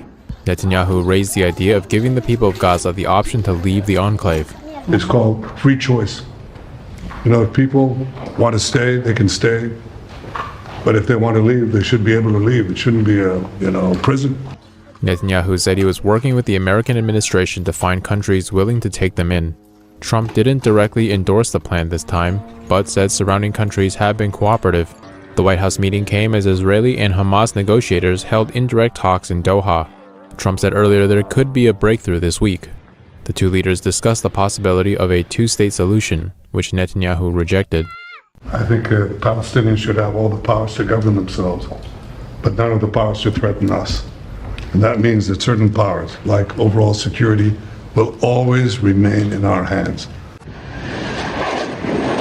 Referring to the Hamas terror attacks on October 7th, Netanyahu said giving Palestinians a state would become a platform to destroy Israel. Earlier in the day, Netanyahu met with Secretary of State Marco Rubio and Special Envoy for the Middle East, Steve Witkoff. Trump said U.S. talks with Iran were on the horizon and hinted that sanctions relief could be on the table if Iran changes course. They want to meet. They want to work something out. No, they're very different now than they were 2 weeks ago. Earlier, White House Press Secretary Caroline Leavitt said ending the Gaza war and bringing hostages home remains President Trump's top priority in the region. Steve Witkoff said he remained hopeful about reaching a deal soon. Baby, you're not welcome here. Outside the White House, protests gathered. Demonstrators accused Netanyahu of war crimes and called for an end to U.S. military aid to Israel. President Trump yesterday began telling trade partners what tariffs they will be faced beginning August 1st. That's later than the original July 9th deadline, and the president appeared to suggest the new date wasn't totally set in stone. And Japan says that a deal with the U.S. must include tariff concessions for its automobile industry. Here's the latest in the trade negotiations. I would say firm, but not 100% firm. If they call up and they say, would like to do something a different way, we're going to be open to that. But essentially, that's the way it is right now. Yeah. So far, 14 letters have gone out to other countries. Investor attention focused on the 25% levies set for major trading partners Japan and South Korea. However, the new tariffs do not add to previously announced duties on specific sectors. That means the rate for cars, for example, stays at the existing 25%, rather than hitting a cumulative 50%. The letters say that any retaliatory tariffs will trigger further US levies. And Trump says it's the least he could have done. We've talked to most of the countries, and pretty much they've had their way for many, many decades, as you know. And it was time that we just wanted fairness. This is not really equitable from our standpoint, because it's just a small token by comparison to the damage that's been done over the years.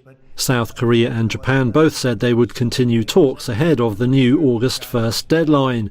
Among the other letters sent out, Laos and Myanmar were the worst-hit nations, with tariffs set at 40%. Trump said India was another where agreement was close. Earlier on Monday, US Treasury Secretary Scott Bessent said that he expected several announcements over the following 48 hours. He said his inbox was full of last-ditch offers.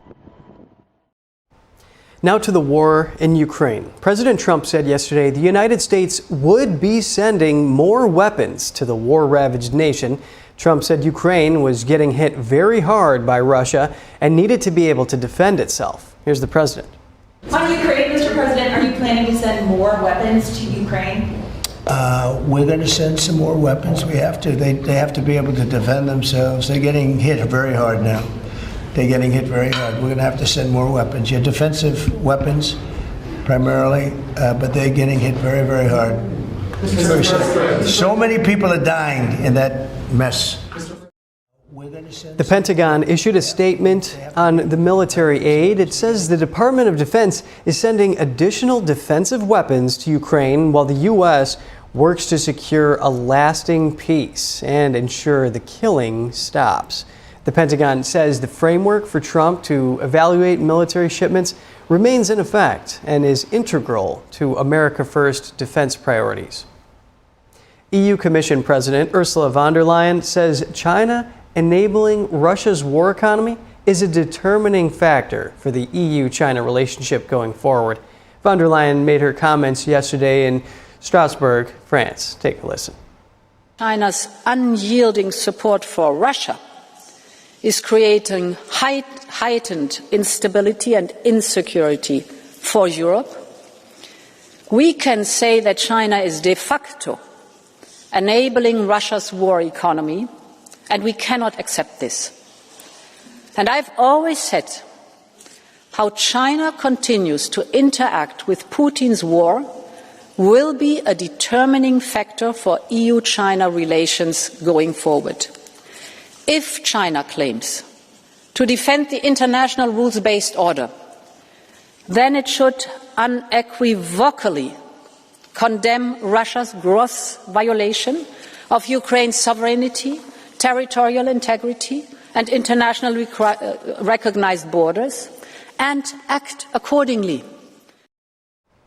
President Trump is now detailing more of his administration's policies on wind and solar energy. Trump signed an executive order to curtail federal tax credits for these projects. Trump had promised Republicans he would sign it in order to earn their support for his massive domestic policy bill that was passed last week. The bill included a last-minute provision that allowed clean energy developers more latitude to claim federal tax credits. Trump's executive order can't override the statute, but it does direct the Treasury Department to vigorously enforce whether wind and solar companies are sourcing their components from China. Measles cases hit their highest level in the country in 6 years. What we know about the outbreak. Los Angeles Mayor Karen Bass confronts ICE officers at a city park in an area known for criminal street gangs, many affiliated with the Mexican cartels. Stay tuned for more.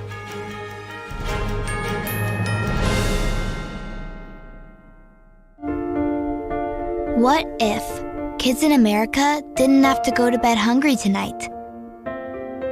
What if our moms, dads, and grandparents could put healthy food on the table every day to help us grow strong? What if all of our friends and neighbors had fresh food too, and there was no hunger at all in America? And what if there was a way today for you to help? Call now or go online to helpfeedingamerica.org and give $19 a month, just 63 cents a day. So many of us don't have enough food to eat, but your monthly gift means families across the country and in your community can fill plates with food. Kids can get healthy meals year-round, even when school's out, and our neighbors can have fresh food. Food that moms, dads, entire families need to thrive. But right now, more people are facing hunger. Feeding America works from coast to coast with partner food banks, food pantries, and meal programs. It takes all of us to make that happen. Will you help too? Please call the number on your screen or go online to helpfeedingamerica.org and give just $19 a month, and we'll send you this free canvas grocery bag. It's our way of saying thank you for helping to end hunger for our neighbors. Because no kid, no mom or dad, nobody should go hungry in America. Nobody. So what if today was the day you could help nourish futures for our friends, our families, for all of us? Ending hunger is possible. What if we end it together? Call or give online today at helpfeedingamerica.org and your gift can be doubled. Thank you. To celebrate our newest launch, Rev 7, I'm bringing you an amazing introductory offer, plus an exclusive overstock sale that you're not going to want to miss. Rev 7 is our premium energy drink that tastes great and gives you energy all day with no jitters and no crashes. That's because there's no sugar and no caffeine. I'm so sure you're going to love Rev 7 that for a limited time you can try our 3-pack absolutely free. Or check out our Percale bed sheets. I can't believe I'm even going to say this. Every color, every style, every size, only $29.88. So go to mypillow.com or call the number on your screen. Use your promo code to save 20% on our Rev 7 12-packs or try our introductory 3-pack absolutely free. And our Percale bed sheets, all sizes only $29.88, even the queens and kings. Inventory is extremely limited, so order now.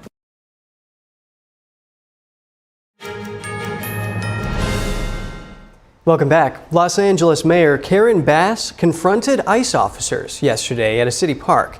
Some 100 ICE agents gathered just before 11 a.m. near MacArthur Park in the Westlake area, about 2 miles west of City Hall. The officers were in vans, and some armored vehicles were on the outskirts of the park. The federal agents were wearing vests, and about a dozen Customs and Border Protection officers were riding horses into the park. They appeared to be staging for deportation activities. Protesters soon converged on the park. MacArthur Park is in an area that is home to long-standing criminal street gangs, many affiliated with the Mexican cartels. There have been gang shootings, rampant drug use, discarded syringes, homelessness, and people with mental health issues at the park. Bass was captured on video walking up to federal officers. She told journalists at the park that the federal law enforcement presence was unacceptable. Bass said they need to leave, and they need to leave right now. The agents left apparently without making arrests.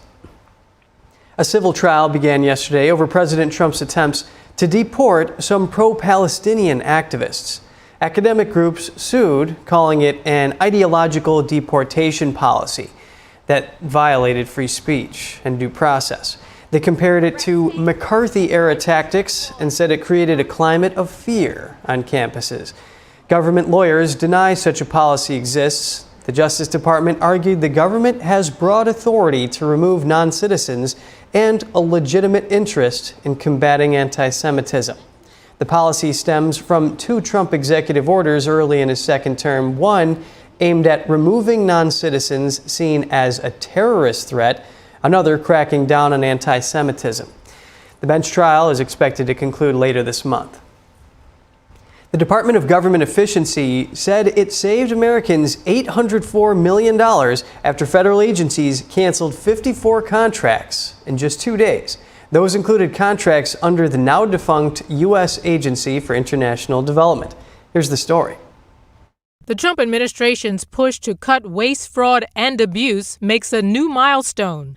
The Department of Government Efficiency, or DOGE, recently announced that federal contracts worth $1.8 billion were canceled. In a social media post on Friday, DOGE announced that 54 government contracts had been terminated in just 2 days.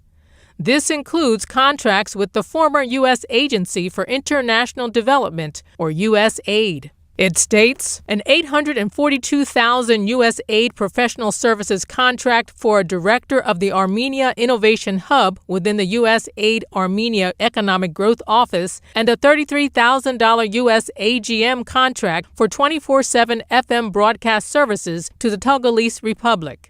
The announcement comes less than 10 days after the Senate Appropriations Committee debated over President Trump's proposed billions of dollars of cuts to USAID and other sectors of government.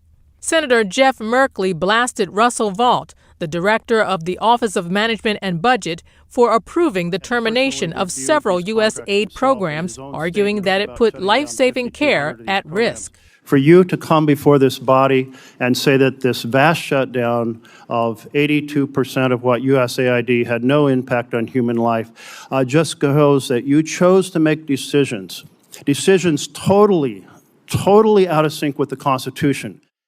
Senator Katie Britt countered with examples of contracts that Vought was seeking to eliminate. $5.1 million to strengthen the, quote, resiliency of lesbian, gay, bisexual, transgender, intersex, and queer global movements. $833,000 for services for transgender people, sex workers, and their clients for sexual networks in Nepal. 3 days before DOGE's announcement, on July 1st, Secretary of State Marco Rubio announced the end of U.S. aid. In a blog post on the State Department's website, Rubio said, "This era of government-sanctioned inefficiency has officially come to an end." On Sunday, DOGE posted another announcement. It applauded Vaught's office for cutting its annual spend on federal contracts by 50%, from $484 million to $242 million, while improving both the quality and scope of its services. Over to employment. The Department of Veterans Affairs will make 2/3 fewer employee cuts this fiscal year than it first targeted. The agency said yesterday it now plans to reduce staff by about 30,000 people instead of 80,000. The agency employed around 480,000 people at the start of the Trump administration. It expects to end the fiscal year in September with nearly 450,000 staff members. The agency originally planned to reach just under 400,000 employees under President Trump's program to downsize the federal government. The agency said in a statement that it was on pace to reduce its staff through the federal hiring freeze, deferred resignations, retirements, and normal staff turnover. It did not say why it no longer needed to make further cuts. Measles cases in the country are the highest they've been in 6 years. According to Johns Hopkins, the U.S. has reported 1,277 cases so far this year, surpassing the 2019 mark. Texas is at the center of the outbreak with 790 confirmed cases and 3 confirmed deaths. Health officials say most of this year's cases are tied to 27 active outbreaks across 38 states. The CDC is urging vaccination as the best protection against measles. A coalition of doctors and public health groups is suing the government over its decision to stop recommending COVID-19 vaccines for most children and pregnant women. The lawsuit names Health Secretary Robert F. Kennedy Jr., who in May removed those shots from the CDC's official vaccination recommendations. The American Academy of Pediatrics and 5 other organizations argue that Kennedy replaced the CDC's vaccine advisory panel with several members who hold anti-vaccine views. According to the lawsuit, doctors say the change has caused confusion during routine medical visits and is making some patients raise doubts about certain vaccines. A spokesperson for the Department of Health and Human Services said Kennedy stands behind the changes. A fire burned in a hilly area of California's Laguna Beach, sending plumes of smoke into the air. Video and photographs from the Newport Beach Fire Department captured the blaze. Officials announced an evacuation order in the area yesterday. Local media reported that the Rancho fire began a little after 2 p.m. when a vegetation fire broke out in the hillside area. The Newport Beach Fire Department said the fire was contained to an area of approximately 4 acres. Authorities said the blaze may have been caused by fireworks. An investigation is underway. Laguna Beach lies about 50 miles south of Los Angeles, which experienced major wildfires in January. Minnesota State Senator John Hoffman is out of intensive care weeks after being wounded in a deadly shooting that killed a fellow lawmaker. Hoffman of the Democratic Farmer Labor Party was shot 9 times during an attack at his Minneapolis area home June 14th. He is expected to remain in rehab for weeks and undergo more surgeries. His wife Yvette was also wounded and was released from intensive care earlier. The gunman also killed State Representative Melissa Hortman and her husband in their home later that day. Federal prosecutors have charged 57-year-old Vance Bolter with what they call targeted political assassinations. Hoffman's daughter, Hope, helped alert police by locking the door and calling 911 as the suspect fled. Severe floods leave more than 24 people missing in Tibet and Nepal. Nepalese and Chinese crews are conducting a search. A Chinese graduate student was arrested in Japan. He is allegedly connected with over 800 people cheating on a widely used English proficiency test. We'll have that coverage for you in a minute.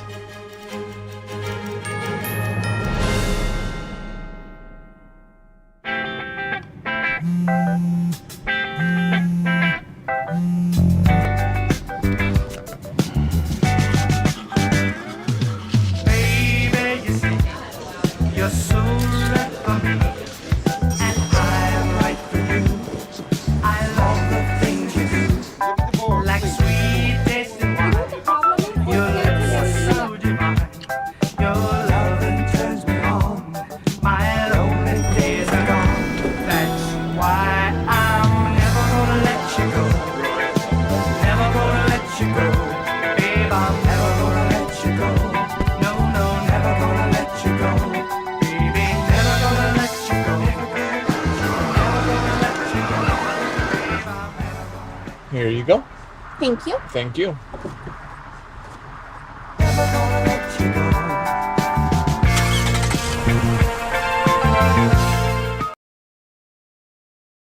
My name's Stacy, I'm 57, and I was adopted in 2020.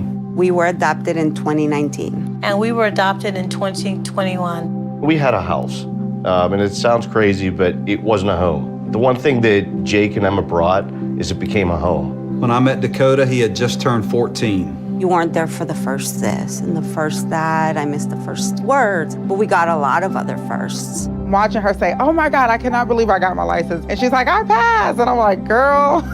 See them grow. It is. They chose to love us. They didn't have to. They chose us. Family.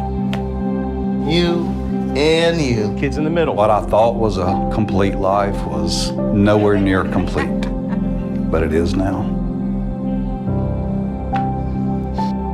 Learn about adopting a teen from foster care. You can't imagine the reward. Visit adoptuskids.org.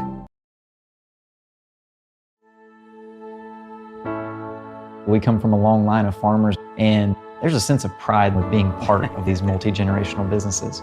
But there's also a significant amount of pressure. My senior year of high school, my dad made the decision that this world no longer needed him in it. I don't know if he was overwhelmed by the bills and checks that weren't going to be coming in because of the strawberries dying off, but it breaks my heart that my dad made a permanent decision for a temporary issue. Don't feel like you have to go through it alone. Farmers have to take care of their physical and their mental health, because what's a farm without a farmer?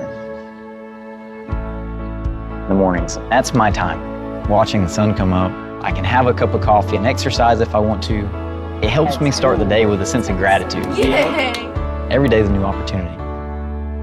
Don't forget to check in on yourself. Love, your mind.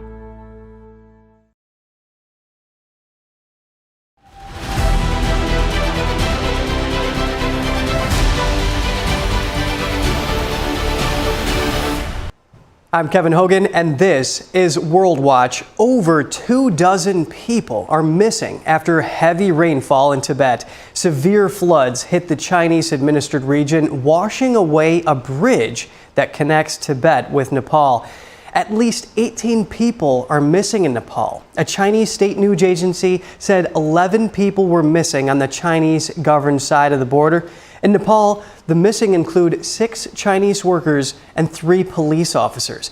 In footage believed to be from Nepal, the army is seen rescuing residents from fields and muddy terrain. 2 individuals stranded on an island in the middle of the river were rescued by helicopter after a 3-hour operation. Nepal's military was conducting search and rescue operations near the border with China. And more than 18,000 residents in Spain's Catalonia region were ordered to remain indoors amid severe wildfires. The blaze has already consumed nearly 5,000 acres. The fire ignited early yesterday in a remote area with strong winds and rugged terrain that have hampered firefighting efforts. Overnight, fire engines navigated the winding mountain roads surrounded by flames. Early Tuesday, Spain's military emergency unit deployed more than 300 firefighters in the area. Officials are investigating the cause of the fire. Greece shut down access to its most visited ancient site for several hours today amid a major heat wave. The Mediterranean country was expected to experience 107-degree temperatures as it suspended visits to the Acropolis. In the capital city, Athens, temperatures were expected to reach 100 degrees, forcing authorities to close the attraction. Authorities ordered some businesses in other regions not to let their employees perform heavy outdoor work during afternoon hours. Greece's labor ministry said builders, food delivery riders, couriers, and shipyard workers are among those having to pause work from midday until 5 p.m. And the man who shot and seriously wounded Slovak Prime Minister Robert Fico last year was led in shackles into court today. The would-be assassin faces a potential life sentence. The shooter shouted, "Long live democracy, long live free culture," as he arrived in court. The 72-year-old acknowledged shooting the prime minister in May last year, but denied intending to kill him. Prosecutors have described the attack as an act of terrorism. The shooter fired 5 shots from a handgun at close range as the prime minister greeted citizens. Fico was shot in the abdomen and has since recovered. And a shop owner in eastern Ukraine lost her store to missile strikes for the 3rd time. But she vows to rebuild it yet again. Here's her story of perseverance. Tamara Pozniakova woke up on June 30 in her apartment in Donetsk to a flurry of missed calls. A shopping center, which was also home to her clothing store, had been hit by missile strikes. By the time Pozniakova rushed over, fire had consumed the entire market. Luckily for her, the metal shutters over her shop windows saved her stock from the blaze. Of course, we breathed a sigh of relief. Somehow we dismantled these shutters, entered the door. Thank God my goods were not damaged. At the end of last month, Donetsk, a city located in Russian-controlled eastern Ukraine, faced its heaviest missile attack in over a year. Dozens of shopkeepers lost their businesses, including Pozniakova. But her story is one of perseverance. Her shop, Little Italy, was destroyed twice before when she lived in Avdiivka, a smaller city north of Donetsk. Throughout the years of conflict in eastern Ukraine, she says that Little Italy has been more than just a store. She describes it as a refuge for the community. It wasn't just a sales store, it was probably more a psychological place for everyone. And everyone came not just to the store, but more just to talk to me, to see me. Despite her losses, Pozniakova remains hopeful. All wars end in peace. Everything will happen. Everyone will be brought to their knees. Everyone will be forced to sign a peace agreement. Everyone will be forced to peace. Secretary of State Marco Rubio is meeting with leaders of Southeast Asian countries in Malaysia this week. That's as President Trump imposes new tariffs on several of these countries that could force new trade deals. NTD's Washington correspondent Jack Bradley has more. Marco Rubio is meeting with his counterparts from the 10 member countries of the Association of Southeast Asian Nations, or ASEAN, and that'll be in Malaysia this week. It's his first trip to Asia as Secretary of State. Going into this, President Trump on Monday announced new tariffs that target some of these countries, like Malaysia hit with a 25% tariff, Myanmar and Laos 40% tariffs, Thailand, Cambodia 36%, Indonesia 32%. Trump says that any retaliatory tariffs on the U.S. from now on will be reciprocated on top of this. All of this is set to take effect next month. One key element of all of these has to do with transshipments. That means goods sourced in one country, putting goods on ships in another country to ship to the U.S. to avoid paying those higher tariffs. All of Trump's new tariffs come with the orders that transshipments will be subject to tariffs from the original source country. Vietnam signed a trade deal last week with the U.S. In that deal, U.S. goods will enter the Vietnamese market tariff-free, while Vietnamese goods shipped to the U.S. will be subject to a 20% tariff. Any transshipments, like from China, Vietnam's largest import partner, then go through Vietnam and then bound for the U.S., they're slapped with a 40% tariff, albeit that's less than the over 50% tariffs that the U.S. currently has on China. This trip to Malaysia also comes as the Chinese Communist Party is becoming increasingly aggressive in the region. The State Department spokesperson Tammy Bruce said in a statement on Monday, in his first trip to Asia as Secretary of State, Secretary Rubio is focused on reaffirming the United States' commitment to advancing a free, open, and secure Indo-Pacific region. A free and open Indo-Pacific are the same terms that Rubio used when he met last week in Washington with the foreign ministers of Japan, India, and Australia, the Quad Alliance. That's amid China's military increasing its drills and aggression and violating other nations' airspace and waterways in doing so.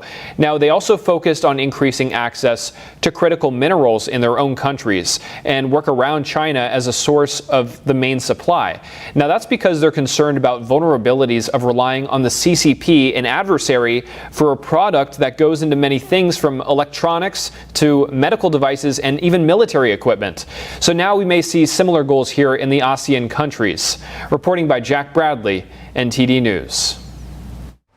The Japan Times reports a Chinese graduate student was arrested in Japan over an English proficiency test cheating scandal. He is linked to more than 800 people cheating on the test over the past 2 years. The test of English for international communication is meant to measure a test taker's ability as a non-native speaker to work in an English workplace environment. It is a widely taken test in Japan and is used when applying for some jobs, schools, and career advancement opportunities.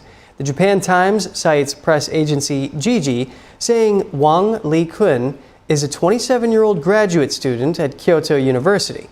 The news outlet reports he is suspected of having posed as multiple other test takers and is also accused of having used a microphone under a mask during testing to alert others to question answers. He was arrested last month.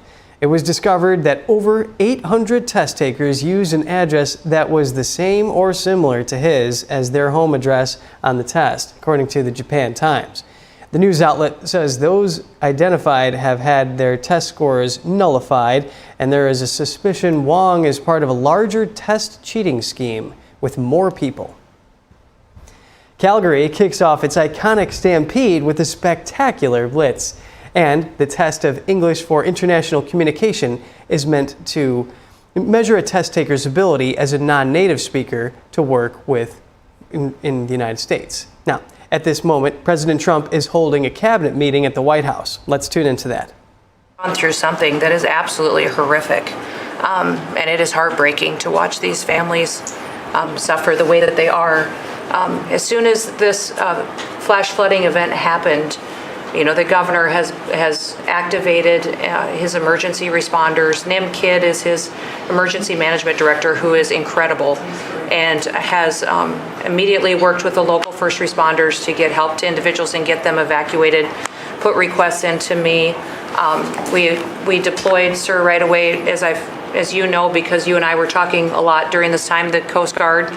We also had some assets out of Customs and Border Protection. Our BORTAC teams went in and helped with rescues and clearing debris so that we could get roads open and people get the help that they need. I think when I got there the most, sir, that day, as soon as I arrived on site, was getting a briefing from all the emergency responders, was just how unified they were in focusing on the fact that we're there to save lives. They were there to rescue people, find people who were still alive, and to reunify them with their family members. We as a federal government don't manage these disasters. The state does. We come in and support them, and that's exactly what we did here in this situation. FEMA went to an enhanced level immediately, but as soon as you signed the major disaster declaration, we were able to get them resources and dollars right away, just like you envisioned, through state block grants to help them with cleanup. And we're still there in presence, and FEMA's been deployed, and we're cutting through the paperwork of the old FEMA, streamlining it much like your vision of how FEMA should operate, and it's been a much better response to help these families get through this terrible situation. We still are looking for people.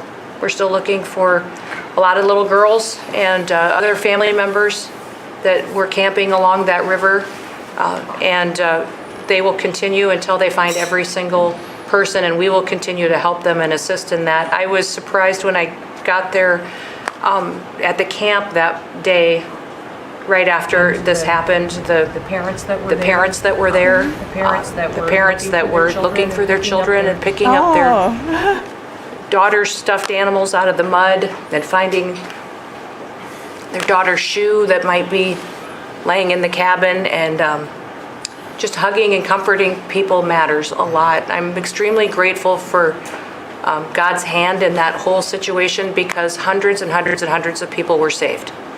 And this is a time for all of us in this country to remember that we were created to serve each other. God created us to take care of each other. And that when we do that, we are happier, we are more fulfilled, and we can walk alongside people on their worst day and help them get through it and come out the other side, knowing that we can continue to live a life that God has purposed for us. So they're grateful for you. Several times the day after the flooding, you and Melania were on the phone with me, and I want to thank you for that. That meant the world. I was able to tell many of those folks that I had been visiting with you and that you had said, whatever they need, Christy, let's deploy it and get it down there and be helpful. And on Sunday, when the families were waiting at a church to identify their children's bodies, Franklin Graham and I called in and prayed with the families and read some scripture with them, and he was incredible in making himself available to that as well. We'll be back down there in a couple of days and continue to do all we can, but this is an unprecedented event. It really is. There's been tragedies like this around the country, but everyone is unique in different situations, and the response the federal government had supporting the state through this, I'm proud of the people that stepped up and immediately came. The Coast Guard, when they came in, they had a difficult time even getting the aircraft in and landed. They had to try several times in the weather to get it in and deploy. And I think we've heard about, our one Coast Guard member that was responsible for saving over 165 people, but that entire crew did incredible work. And all the first responders there did incredible work. And I know people are getting tired now, but they're getting reinforcements and volunteers are showing up. And I just want to commend the governor and his team for being the leaders. And they're so thankful that you're letting them make the decisions and manage the response like it should be. And then us supporting them with the resources of the federal government. We've already deployed dollars to the state, much like the block grants that you've talked about. Right. So they're grateful for that, sir. There's never been a wave like this outside of the breaking of a dam. Because this was almost a wave that ended up being 30 feet high, more actually. Now with a dam you can understand it, but this approached almost with that speed. When you see a dam break, it's not a pretty sight. It wipes out everything, and this is the kind of thing that built up so fast. And it's happened 2 or 3 times before over the years, but not to this extent. But tell them when you met the father who was picking up the daughter's clothing. And I had walked through the cabin where all the little girls died, and I had kind of fallen apart in there, but I walked out of the cabin, and a gentleman was standing there, and he said, that man over there needs a hug. And so I walked over to him, and I hugged him, and I said, do you work here? And he said, no, my little girl was in that cabin. And he said, and I just found her best friend about an hour and a half ago. She had passed away. And he just fell apart. And so then we just hugged and talked for probably an hour about that. But then there was the grandpa was there looking for his granddaughter as well. There was a dad there of one of the counselors. The counselor was alive, but she was dealing with the fact that she had hung on to some of these girls and was trying to keep them out of the floodwaters and had gotten hit by something and had lost 2 of the girls and wasn't able to hang on to them and was going to live the rest of her life thinking about that moment when she wasn't able to hang on to these girls. But these parents were picking up their kids' belongings out of the mud and throughout the camp and putting them in bags. And then one of the dads said, I knew 50 of these girls here. So I knew that was her dress and my daughter's friend's dress. So he was picking it up and putting it in a bag to return to her parents. And so it was and then the director was there comforting everybody who had lost his father the night before too. And he was still there trying to facilitate all of these parents grieving their children and find them. So the strength of people is incredible. One of the things that I asked there today, that day, was that they all have escorts or counselors when parents come in. So from that point, that when they came into the camp, that they have somebody with them when they're going and looking for their children's belongings or looking for their children. And so very emotional, but also just so tragic. The relationship with Texas and the governor has been obviously very good for years with me, but the relationship with Texas and their first responders and us with our first responders and lots of other people, and we brought in a lot of helicopters from all over, and we had a lot of helicopters. It was actually dangerous, a lot of helicopters up there, but they were real pros and they were responsible for pulling out a lot of people, and we got them there fast, and Texas had some good ones too. But the response has been incredible, and the fact that we got along so well, I don't know, I don't even think that's a political thing, but we got along so well, and it was so unified. I think a lot of lives have been saved. That could have been as bad as it was, and you could have lost double or triple. This thing was just really horrible. Well, congratulations on a great job, and appreciate it. I know you're going down. I'll be going down on Friday with First Lady.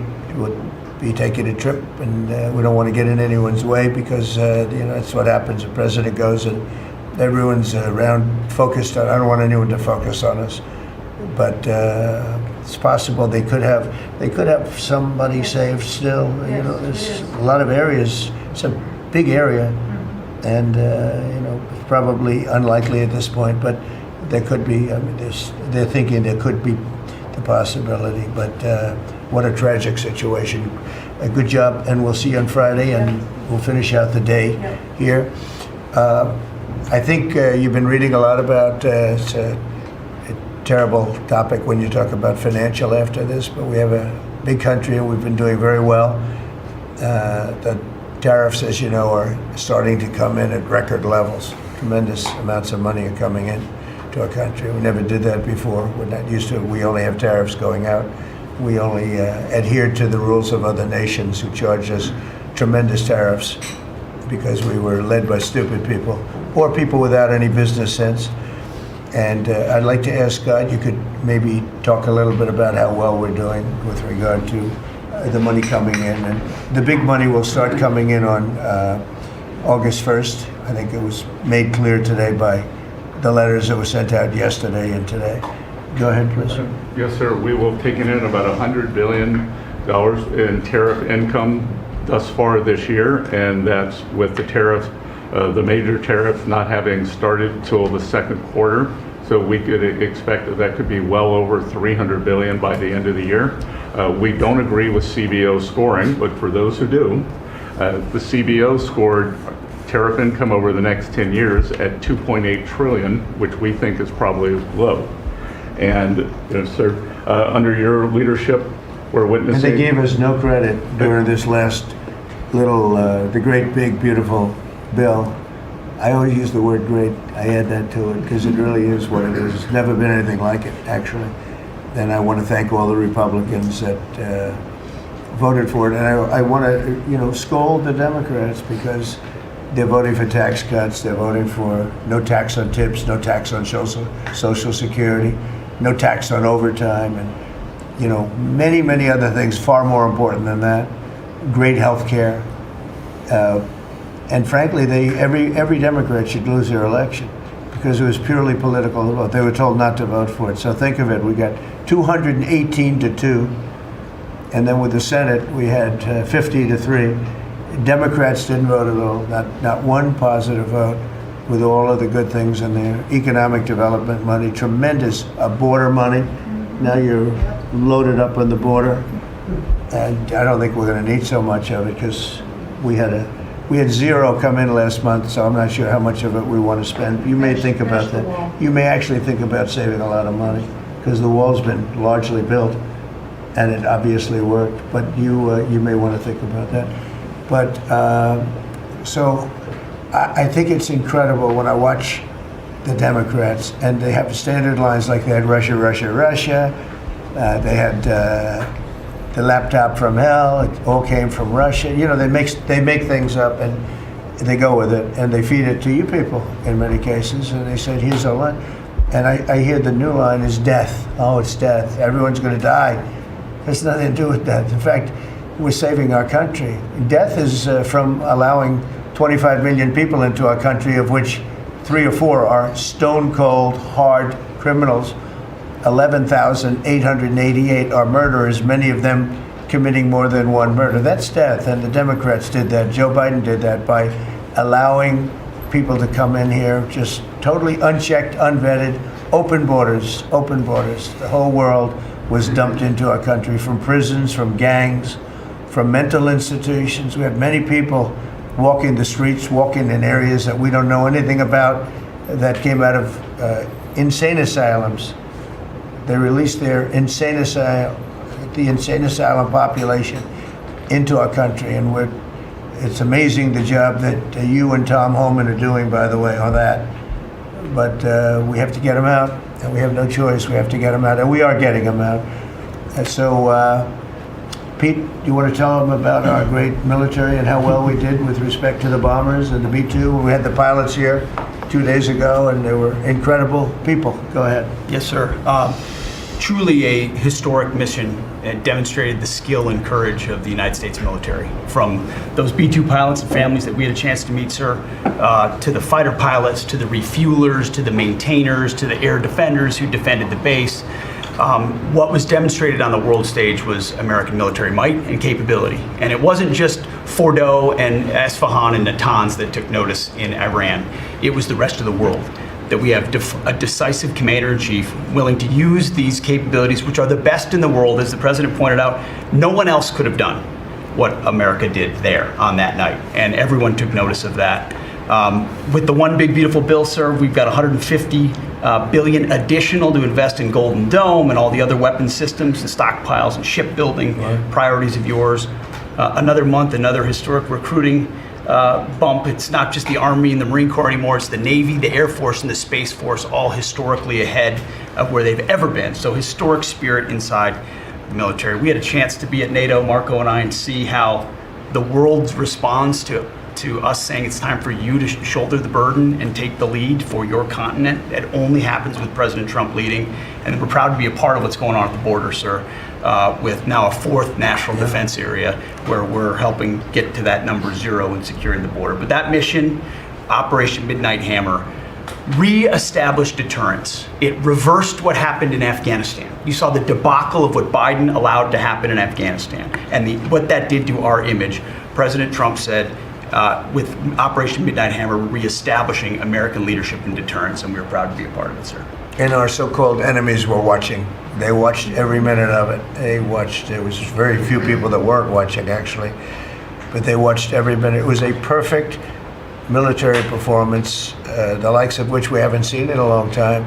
I mean, if you compare that to the same country, the hostages from years ago, Jimmy Carter, it was unfortunate for Jimmy Carter. He was a nice man, but with the helicopters going down, the sandstorms, the prisoners, they got captured, then the election and the prisoners and Reagan and all the problems. It was nothing but problems. And that was a failure. And ours was not only the pilots, I mean, those machines flew for 37 straight hours. They didn't stop. They went skedaddle. You know the word skedaddle? It means skedaddle. They dropped the bombs and somebody said, skedaddle. Let's get the hell out of here. And every bomb hit its mark and hit it incredibly. And as you know, the Atomic Energy Commission said it's gone. That place is gone. We had a lot of fake reporting, mostly from CNN, where the scammer writer, a writer for CNN, who should be fired, by the way, she was involved with the 51 fake intelligence agents, if you remember that. She did that story, created a story out of it. She created a story out of the laptop from hell, saying it came from Russia, but it actually came from Hunter Biden's bedroom, or worse. Just a scammer, and she's still at CNN, which is pretty amazing. But we'll ask you a question about her. But they came up with this concept that maybe the attack wasn't that good. Maybe and I saw it happen right after the attack. I saw this person on CNN. I actually watch. I like to watch the enemy. You learn from the enemy. And I watch because you have to know where they're coming from. And I watched her say, Anderson, you know, I'm hearing stories that maybe they didn't hit their target. Maybe it wasn't that good a hit. And they were hearing stories. The next day it was a little more, and the next day a little more. After 3-4 days, she was saying, you know, I don't know. I don't think it was that, except by that time everybody knew it was hit perfectly. The evidence is in the planes. The evidence, well, the pilots are the best evidence. But they actually came out of their plane because they were here the other day and they said, it was so sad. We did such a good job. We flew into very dangerous airspace. I'll never forget, we were in the Situation Room. And they said they have entered Iranian airspace, and everyone took a deep breath because they had more missiles pointed at them, but the equipment is so good, it's stealth, way up in the air, and it was stealth, and they went right through that. And they sort of, by the time they found out they were there, they were already gone. That was the word skedaddle, get the hell out of here. But they were right in the most dangerous airspace in the world, and they took those big, beautiful, very fast, they're unbelievable planes. I mean, they've become really beautiful works of art. I always thought they sort of were cool, but now they look better than just cool, don't they, huh? But they dropped the loads, and literally they would hit, if you look at this table, from here to there, they had a half a refrigerator door is the way to best explain it. Take a refrigerator door, average size, cut it in half. That was their target. They hit every single one. Then we had 30 missiles, Tomahawk, shot from submarines 300 miles away. Every one of them hit their target. It was a perfect mission. Then they came back, almost 37 hours. Every plane worked perfectly. The mechanics were here too. I said, you got to get the mechanics here. We didn't have any problems. If you remember, they had a lot of problems with the helicopters, but they did fly through a dust storm, which they shouldn't have done. Sometimes you say, let's go back and try it on a nicer day. Dust and sand don't work well with helicopters if you know much about helicopters, but that was a horrible embarrassment to us. Then we had Afghanistan, which I think was the most embarrassing moment in the history of our country, and we would have gotten out. I was the one that got them down. I would have kept Bagram, the big air base, which right now is controlled by China, among the most powerful runways in the world, thick with concrete and steel. Anything could land, and right now, they were 1 hour away from where China makes its nuclear weapons. I was keeping it. Outside of that, we were leaving, and I would have been out faster than them, but we would have gotten out with strength and dignity. Instead, that was the most botched up mess I've ever seen. They left all that equipment behind, and every year they have a parade running down some third-rate street with the equipment. It's supposed to be Fifth Avenue. It doesn't work. But with all that equipment that they left, they should have taken every ounce of it. I was taking every ounce. I said every screw, every bolt, every nail you take out of there. And Millie said, I remember one time, sir, we're better off leaving the equipment. Why? Well, it's cheaper. I said, cheaper? You mean it's cheaper to leave a $150 million airplane rather than flying it into Pakistan or India or someplace, or just flying it straight home? It's cheaper.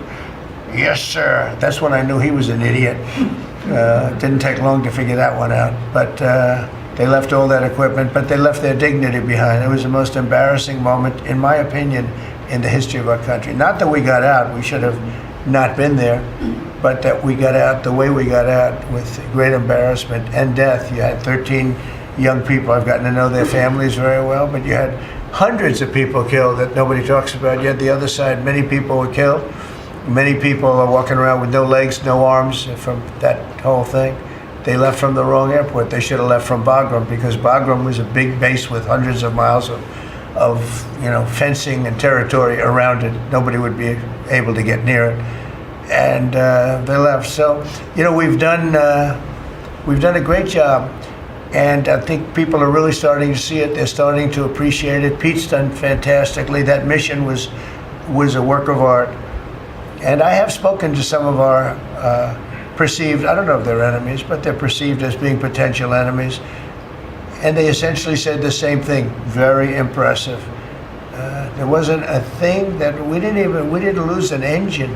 We didn't lose it. They landed and they were cheered. But the sad thing was they were cheered, and one of the pilots said, we were a little concerned because when we got out, we were told that on television they were reporting that we may have missed our targets. Sir, we hit every target. That's what I do for a living. We hit every target. In fact, when the bombs hit, a yellow haze came over the horizon that I've never seen before. It just lit up the whole horizon, brighter than the sun. It was like looking into the sun. He goes, we hit our target, because you know what that was exploding. And but they were a little downbeat because they listened to that fake CNN reporting and the fake New York Times. They worked together to try and say that it wasn't perfect. They couldn't say they missed. All they could say is maybe it wasn't perfect. And you ought to fire that reporter immediately. You should fire her. Real fake. And so I just want to congratulate those pilots. And a lot of people don't like bringing things like that up. I do. I always like confronting, because otherwise the public doesn't know that you're a bunch of crooked people.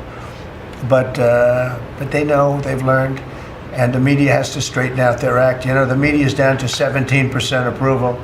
You got to do a little better than that. It's important for the country that you do better. I think they ought to make a lot of changes. I think changes are going to be made to the media, but it's hard to have a really successful country if you have a corrupt media, and we really have a corrupt media.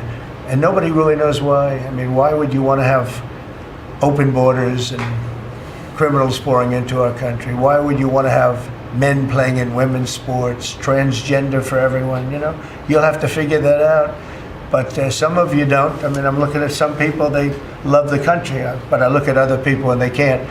But we're really proud of our military. It was, and the people that maybe don't like us or want to play games with us, because I think that had you not had the situation in Afghanistan, I don't think Putin would have gone in. I think when Putin looked at how stupid and incompetent that operation was, he said, wow, this might be a chance. And we're dealing with him now too. We're not happy with Putin. I'm not happy with Putin. I can tell you that much right now, because he's killing a lot of people. And a lot of them are his soldiers and their soldiers, mostly. And it's now up to 7,000 a week. And I'm not happy with Putin. Okay, any questions? Yes. Yes, sir. You just said that you're not happy with Vladimir Putin. Is there anything that you plan to do to act on that feeling of unhappiness? Well, I wouldn't be telling you. Don't we want to have a little surprise? You know, one of the things we did with the attack is that, and you asked that question, I didn't mean to be rude, but I'm rude because I'm looking at some of these crooked people up here, so I'm rude, but your question was asked very nicely. But one of the things we did is we went over every fact. We wanted to get every fact straight. We wanted to have the distance straight, the number of pilots straight. Everything had to be correct, because we want to be, this was a very important mission. If we failed on this mission, it was beyond the war that, you know, obviously we had with Iran and Israel, and a lot of hatred, a lot of years and years of hatred, centuries of hatred. People have never seen anything like it. So we wanted to be correct with all our facts. So, you know, what I was doing is just asking, it would be great if the media would be correct with their facts. That's all we ask for. So go ahead, so finish it up. Oh, yes, just returning back to Russia, if there's anything that you would signal about your displeasure with them. Well, look, I'm very unhappy with them. There's no reason for this. It's turned out to be tougher, but it's only tougher. And I will say the Ukrainians were brave, but we gave them the best equipment ever made. We gave them the anti-tank busters that knocked out tanks. I mean, you just aim them in the direction of the tank and the tank is gone. We gave them missiles, the latest and the greatest. They were able to shoot down a lot of things that would have normally wiped out. You know, probably would have been a very quick war. It would have been a war that lasted 3-4 days, but they had the benefit of unbelievable equipment. And Europe gave them to. We gave them far more, because Biden shouldn't have done that. He should have equalized. We should have given them the same, or we should have given actually less than Europe. It affects Europe much more than us, but we're in there for over $300 billion. Europe's in there for over $100 billion, but still, Europe gave a lot. And I will say this, the Ukrainians, whether you think it's unfair that we gave all that money or not, they were very brave, because somebody had to operate that stuff. And a lot of people I know wouldn't be operating it. They wouldn't have the courage to do it. So they fought very bravely. But we gave them the best equipment in the world. We make the best military equipment by far. There's nobody close. You look at other equipment from other countries, it's not even close. That's why everybody wants to buy our equipment. And that's why we're going to step up these contractors now that make it. And they're brilliant, but they make it too slowly. And we have to step them up, Pete, and let them make it at a much higher rate. Unfortunately, we have to do that. But if you look at our Patriots, if you look at our Tomahawks, if you look at our, well, what we do with tanks is, you wouldn't want to be driving a tank. You would feel nice and secure, but they are javelins, they're called. And I gave them the javelins. Remember they said Trump gave the javelins and Obama gave them sheets, right? They called Obama at that time. Barack Hussein Obama, if you haven't heard, did a terrible job. But that was a war that should have never happened, and a lot of people are dying, and it should end. And I don't know, we get a lot of bullshit thrown at us by Putin for you want to know the truth. He's very nice all the time, but it turns out to be meaningless. Do you want to sanction him? Lindsey Graham has a sanctions bill on Russia. Do you want him to vote? I'm looking at it. Yeah, no, I'm looking. The Senate is passed a very, very tough sanctions bill. Yeah, I'm looking at it. Can you sign that? It's an optional bill. It's totally at my option. They passed it totally at my option, and to terminate totally at my option. And I'm looking at it very strongly. Yesterday you said you want to see more. Go ahead, please. The Council of Economic Advisors released a new report saying that imported goods have actually decreased in price from December through March. Well, my question is, with the tariffs. Well, the Fed chairman keeps saying that tariffs are going to cause price increases. Are the prices just not chairman passed of the through? Fed? Yes, exactly. Well, Are the prices, you do a better job than him. Are the prices just not passed through yet? No, I think what's happening is everything's evening out. You know, when we charge, see what people don't understand, the other countries have been charged, almost every country charges us tariffs. We had deficits with everybody for years, for decades. And we were like this big monolith that made bad deals with everybody. We rebuilt South Korea and we stayed there. It's okay, we rebuilt it and we stayed there. And they pay us very little for the military. I got them to pay billions of dollars, and Biden then canceled it when he came in. I said to South Korea, as an example, we give you free military, essentially, very little. And I think you should pay us $10 billion a year. And they went crazy. But they agreed to 3. So I got 3 with a phone call. And I was satisfied.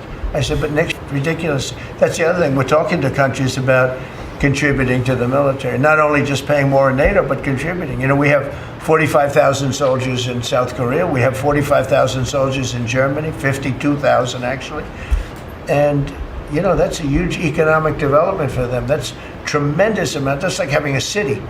That's tremendous money for them, and it's a tremendous loss for us. So we're talking, in a very nice way, we're talking to them about it. It's very unfair. We supply the militaries to many very successful countries. I mean, South Korea is making a lot of money, and they're very good. They're very good, but, they should be paying for their own military. President Trump, I'll ask you a question about Jerome Powell as well, and then a question to the Attorney General. Jerome Powell, and then I have a question for the Attorney General. Jerome Powell, who you've been pressuring to lower interest rates, he's facing accusations of lying to Congress, which is a potential crime about the opulence. He should resign immediately. We should get somebody in there that's going to lower interest rates. Do you want congressional Republicans? Why don't you call for his resignation? Do you want congressional Republicans to investigate and pursue? Okay with me. I think he's terrible. I think, look, we're paying, I call him Too Late. T-O-O, Too Late. Like Too Tall Jones for the Dallas Cowboys, right? Too late. He's always late. But he wasn't late with Biden before the election. He was cutting him like crazy. It didn't help too much, did it? But he was cutting him like crazy before the election with Kamala and Biden. He was trying to get them in, I guess. I don't know. He was recommended by somebody that worked for me. I like you better. If I could ask the Attorney General a question too, President. Sure. Your memo and release yesterday on Jeffrey Epstein, it left some lingering mysteries. One of the biggest ones is whether he ever worked for a American or foreign intelligence agency. The former Labor Secretary, who was Miami U.S. Attorney Alex Acosta, he allegedly said that he did work for an intelligence agency. So could you resolve whether or not he did? And also, could you say why there was a minute missing from the jailhouse tape on the night of the staff? Yeah, sure. If Hey, Pam, could I just interrupt for 1 second? Are you still talking about Jeffrey Epstein? This guy's been talked about for years. You're asking, we have Texas, we have this, we have all of the things. And are people still talking about this guy, this creep? That is unbelievable. Do you want to waste the time, and do you feel like answering? I don't mind answering. I mean, I can't believe you're asking a question on Epstein at a time like this, where we're having some of the greatest success and also tragedy with what happened in Texas. It just seems like a desecration, but you go ahead. Sure. First, to back up on that, in February, I did an interview on Fox, and it's been getting a lot of attention because I said, I was asked a question about the client list, and my response was, it's sitting on my desk to be reviewed, meaning the file along with the JFK, MLK files as well. That's what I meant by that. Also, to the tens of thousands of video, they turned out to be child porn downloaded by that disgusting Jeffrey Epstein. Child porn is what they were. Never going to be released, never going to see the light of day. To him being an agent, I have no knowledge about that. We can get back to you on that. And the minute missing from the video, we released the video showing definitively, the video was not conclusive, but the evidence prior to it was showing he committed suicide. And what was on that, there was a minute that was off the counter. And what we learned from Bureau of Prisons was every year, every night, they redo that video. It's old, from like 1999. So every night the video is reset, and every night should have the same minute missing. So we're looking for that video to release that as well, showing that a minute is missing every night. And that's it on Epstein. Mr. President, on the tariffs again, on August 1st, you've said is the deadline.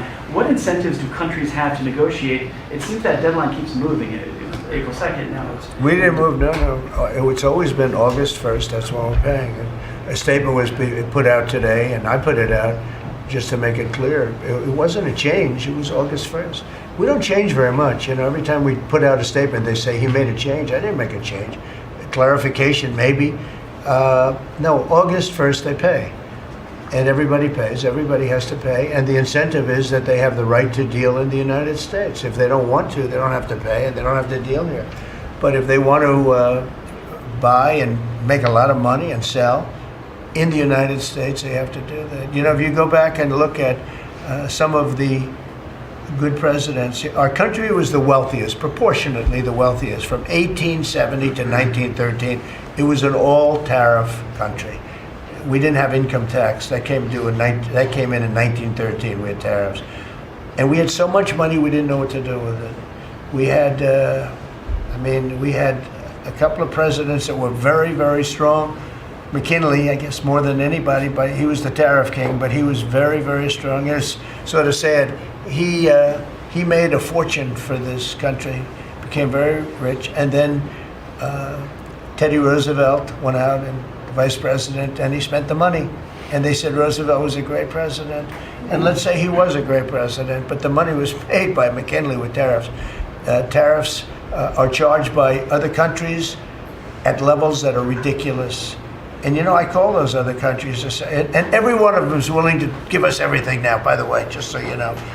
Sir, we'll charge you no tariffs, nothing. We'll give you everything. We'll give you access to our markets. We'll give you everything. Is that a correct statement, Scott? Yes, sir. Howard, would you say that's a correct statement? Exactly correct. It's like they just don't, because they're very spoiled, because for years they ripped us off and we didn't have a president that understood it, or Secretary of Treasury or Secretary of a lot of different secretaries are involved, but certainly Commerce Secretary was, not doing their job. I don't know about Kelly, she's small business. We'll keep it that way, okay? Her small business is bigger than almost all big businesses when you add it all up. But no, they are very respectful of our country, but the incentive is that they have the right to do business with us. Without that, they don't have the right to do business, and that would be okay too. Will there be a flurry of deals? Will we hear in the next 24 hours, will we hear a flurry of deals? Yeah, we have a lot of them going out. But the deals are mostly my deal to them. We're picking a number that's low. We don't want to hurt them. And fair. We're picking a number that's lower than, in most cases, lower than what they charged us. But it's amazing when you've paid all this money for years and they get one president that's a little bit different and a little tougher on this subject, and they're willing to drop everything they've been charging us for years and years. We have countries going, we will have you don't have to pay any tariff to come in and do business. They're giving us total access to their countries. They gave us no access to the country. They say, well, you cannot go into our country. Okay, good. Now we will give you total access and you don't have to pay any tariffs. But please don't charge us tariffs. And we don't like that deal. So the letters I send out we have made some deals. We can make a lot more deals. It's just too time-consuming. It just makes it more complicated.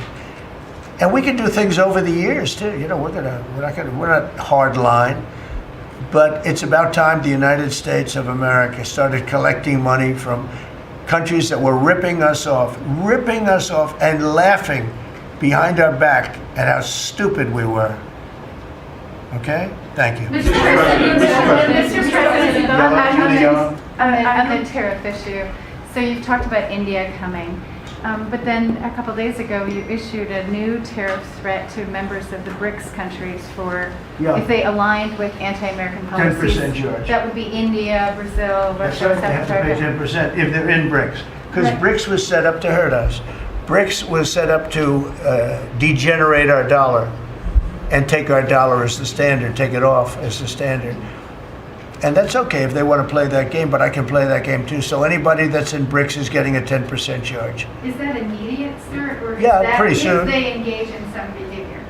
Well, if they're a member of BRICS, they're going to have to pay 10% tariff just for that one thing. And they won't be a member long. I thought BRICS was, you know, I said this about a year ago, and it largely broke up.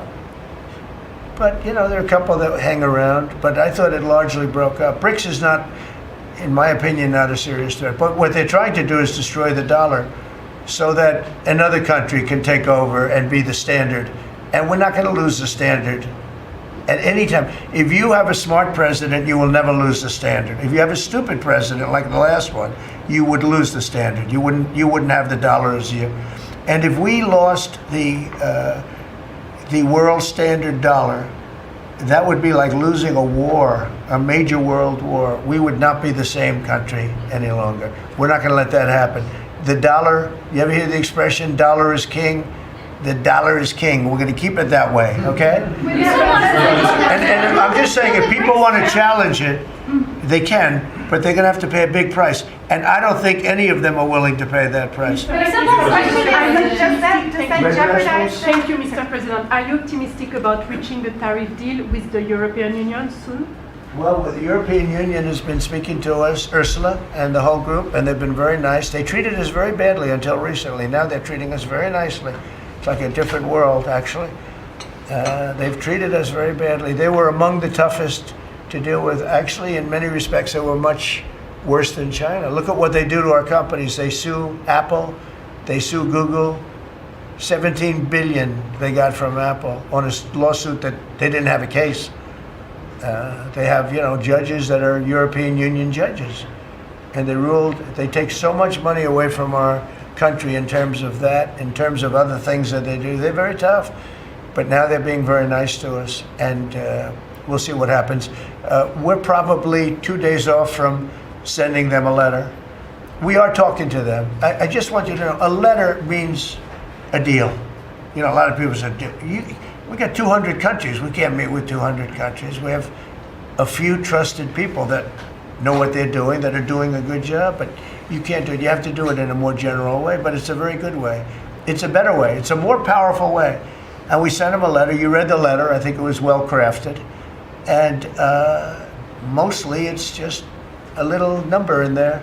You'll pay 25%, 35%. We have some at 60, 70. Those are ones with massive, you know, where we have massive trade deficits because they've treated us very badly. But I would say in every case, I'm treating them better than they treated us over the years. Don't you agree with that? I could have done much. I could have been much harsher. I don't want to do that. We want to have relationships, but in every case, they treated us far worse than I'm treating them. I'm treating them very good. I could go higher with the tariffs, but I don't want to hurt them. That's why when you just read it, you come up with the number. It's so incredible that prices are actually going down. Just so you know, when I got in, everyone said, "Oh, eggs are going through the roof." That was the first. I was in for about 4 days, and they started screaming at me about eggs. They said, "That's Biden's problem." I didn't know about eggs, but eggs went up about 5 times. You did a fantastic job, and we ended up shortly getting. In fact, for Easter, they said, "Go out and buy plastic eggs. You can't use real eggs." Well, we bought 200,000 eggs for the White House for the Easter egg hunt that we have at the White House, and there were eggs. We had the price down, and now the price is lower than it was before. We did a good job with eggs, but we did a good job with groceries. Our prices are down in this country, A big part of it's oil. The oil. You had a couple of places last week. You had $1.99 for oil for gasoline. Nobody thought they'd see that. I want to get it lower if I can, but we've done a good job. You've done a very good job. Do you want to say a couple of words about that, you and Chris, about what's happening with energy? Well, absolutely, but I would say on the pricing side, President Trump, the fact that you've endorsed and supported a policy of energy dominance, that sends a signal to the market that we're going to have more supply. You talked during the campaign about inflation being a country buster. You've broken the back of inflation in 6 months, among all the other things you've accomplished. We have no inflation. And we've got, and then heading into the 4th of July, these were the lowest gas prices at the pump in 4 years. And again, for Americans, this is like hundreds of billions of dollars that stay in their pockets because we lower the price of gas at the pump. And when we lower the price of energy, it lowers the price of food, it lowers the price of the clothes you wear. It's the biggest thing. It's the biggest thing. It's like a big tax cut. When you get energy down, every 50 cents is like a massive tax cut, and we've gotten it down much below that. You know, we had great energy, great low prices, everything else. When the election turned over, I'm trying to be nice about it. It turned over, shockingly, but nevertheless it happened. And it went up really bad, and then he went back to the Trump policy. The problem was they didn't know how to do that, and he lost it. He lost that sucker. That big sucker was out of control, and his energy prices went way up, and that's what caused it. But it was also stupid spending. They spent money like, they used to use the term drunken sailors, but I won't use that term. Although it is very descriptive, I won't use that term. I refuse to use it. But they spent money at levels that nobody had ever seen before, and trillions and trillions of dollars wasted on the Green New Scam, greatest scam in the history of our country, other than maybe Russia, that might have been. But the Green New Scam was the single greatest scam in the history of our country, and continues to be, but it's weakened badly. It's hobbling along because people are finally getting it. But they spent trillions of dollars on the Green New Scam, getting nothing for it. Devised by a couple of young people that weren't even good college students, you know? Not even good students. Check out their marks. Yeah? No, not for CNN. Not for CNN. Go ahead. In the last jobs report, Mr. President, in the last jobs report, the manufacturing jobs actually lost 7,000 jobs. When will the investments that you've been talking about have an effect on manufacturing? They're building the plants now. About 7 have started. We're going to have hundreds started within a short period of time. Lee Zeldin, who may be the most important man in this room, I'm sorry, but he's the one that gets the permits, whereas he's the one that has to get the permits for the plants and the factories, and permits that used to take 5 years, he's getting in record-setting times. AI, we're leading China a lot in AI, and if we go with this, you know, I'm allowing the plants to build their own electric. I'm allowing them to become an electric utility, so they can produce their own electricity, because we need double to be successful with AI, which is the biggest thing now. We need double the electricity that we have, which is hard to believe. We need even more than that. And they're building plants with their own electricity substations. They don't have to use the grid. And anything they build extra, they're putting into the grid. So we're supplying the grid with brand new electric sources. And you know, it's funny, when they came to see me, they never even asked for that. I told them about it. The reason they didn't, they thought that was an impossibility. You're not allowed to build your own electric. These are massive investments that are being made in building electricity for their plants. And they're going to have, I think, Doug, a lot of electricity left over. And that electricity is going to be passed into the grid and give us no more, you know, like you look at California. They have blackouts and brownouts every week. They're totally out of control. They have a really incompetent governor. Where's Chris? Is he here? Do you want to speak to the subject? Yeah, I think a huge thing in the One Big Beautiful Bill, Mr. President, because of your leadership, is the ending of these subsidies, as you call them, the Green New Scam. That saves our country $500 billion over the next 10 years. But American taxpayers were paying twice. They were paying that money, $500 billion in the subsidies, and they were paying more expensive electricity price.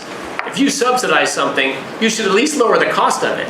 But in this case, we were subsidizing something and paying more for it. So the one big beautiful bill had two huge things: ending wasteful spending.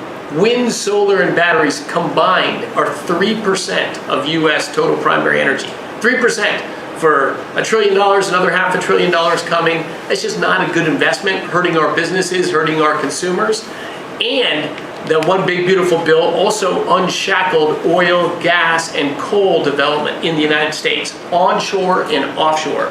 Secretary Burgum has been working tirelessly on how, by getting the government out of the way, private businesses will develop more resources in the United States, lowering costs for American consumers and making much better leverage for the United States to help our allies abroad and reduce the power of our adversaries abroad. So just a huge win on the energy front all around, and I thank you for your leadership.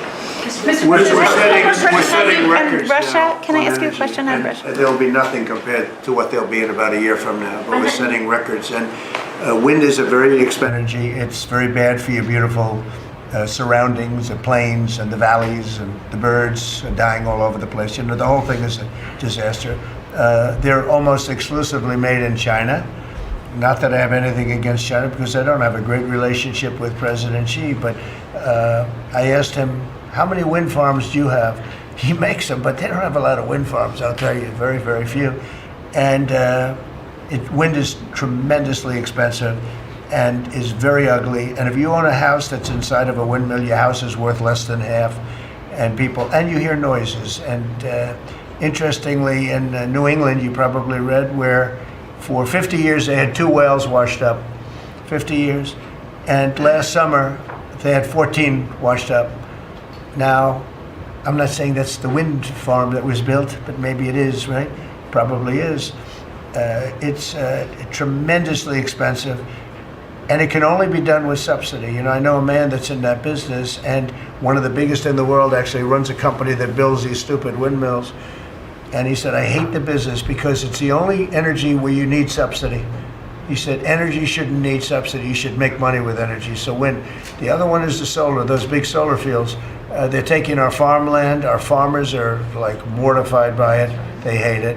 It's very, very inefficient and very ugly too. You know, probably better than a windmill, but you go around and you see all these things that are 3 miles long by 3 miles wide, and you say, what the hell is that? And it's a lot of plastic from China. It's plastic, black plastic from China. Now, we want to be smart. We're going with, look, China right now is building 58 coal-fired plants, 58 big ones. They have 62 on the books to build. We've reintroduced clean, beautiful coal, because you know you can do a lot with coal now. Clean, beautiful coal, and natural gas, and all of the other things that we have. But we don't want wind, and we don't want solar, because they're a blight on our country. They hurt our country very badly, and smart countries don't use it. Solar sounds good, I will say, and I like, on occasion, you'll see a roof which is made as solar brick, but it's a smaller use. We need the kind of thing that's going to fire up our plants, and it's not going to be wind, you know, that is very intermittent, as you probably know. But they've spent a fortune. They've spent trillions of dollars on this stuff. And I'll just give you one other story. A friend of mine is a very successful guy. He went back to see his mother in Minnesota. Hadn't seen her in a long time. And he wasn't back for 10 years, which isn't a nice story. I mean, you don't see your mother for 10 years. She's got some difficulties, which I know the guy, he does have some difficulties. He's very successful, but probably not the nicest person. It was actually longer than 10 years, but he went back and he told me he wanted to go and look at the valley. There's a valley in Minnesota that he thought was so beautiful. And I hadn't seen it in a long time. He's driving along the road. He said, oh my, I'll use the word gosh, oh my gosh. He said, oh, he said it looked like a junkyard. You had 159 windmills. They were all over the place. Some were old, some were newer, different companies, different shapes, different sizes, different colors. Many of them were terminated. Terminated meaning closed. You can't take them down because the environmentalists don't let you bury the blades because they're made out of a fiber they say is bad for the earth. So they want you to put them up, but they don't let you take them down. but many of them were turned off. He said it looked like a junkyard. Go to Palm Springs, California, and take a look at that pile of junk. And you go into a wealthy neighborhood. Before you get there, you have to ride through hundreds of windmills that are, most of them are turned off. They're rotting, they're rusting, they're 30 years old, 20 years old, and they have a very short life. You know, those windmills have a very short life, especially the ones that are in the nice salty Atlantic Ocean and Pacific Ocean, where the salt just gets under that steel and decimates it. No, it's a horrible, horrible thing for our country. And I speak out. It would be nice to say wind, because it sounds so good, doesn't it, Doug? Wind, wind. But it's not. It's these ugly machines, and they're all made. You got to see. Some are a little taller, a little shorter. They're made by different companies. They have different stocks. They have different blades. They have different everything. It is so horrible. And if you look at smart countries, they don't use it. Smart countries don't use it.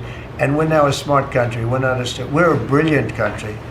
We're not smart, we're brilliant now. We're going to be a brilliant country. We have to be, because we have to catch up for some really stupid people that did a bad job. Yes, Brian? Yes, Mr. President, I've got a quick comment, some feedback as a native Texan, someone that I grew up bringing my kids to a camp very near the affected camp now.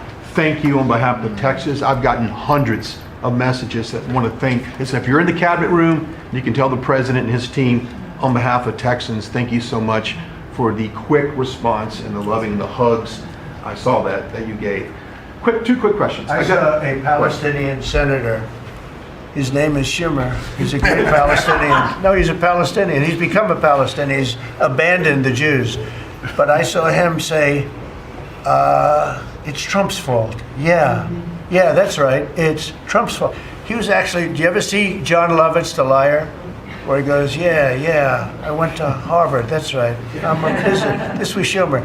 He goes, yeah, it's Trump's fault, that's right, it's Trump.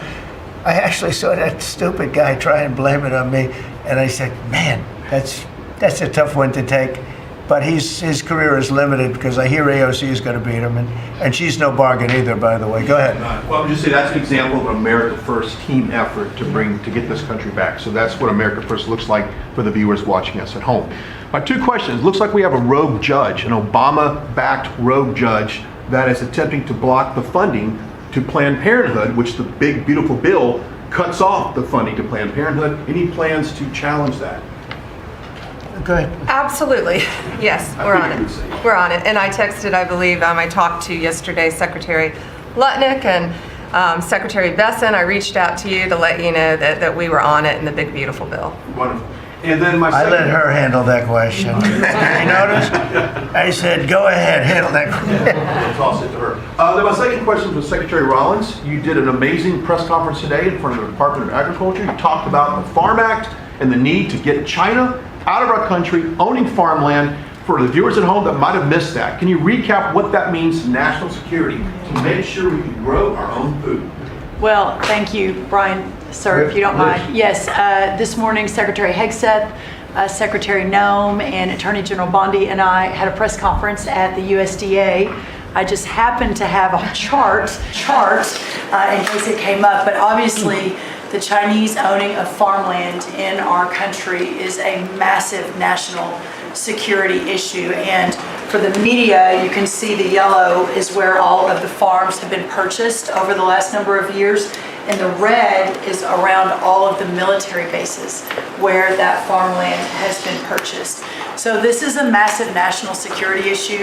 The press conference this morning included 3 of our greatest governors as well, Sarah Sanders from Arkansas, Jim Pillen from Nebraska, and Bill Lee from Tennessee.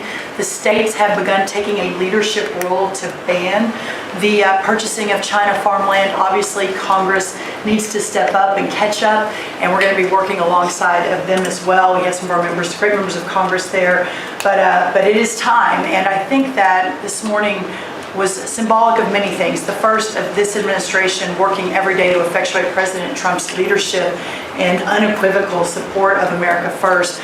But second, just how close we are as a cabinet.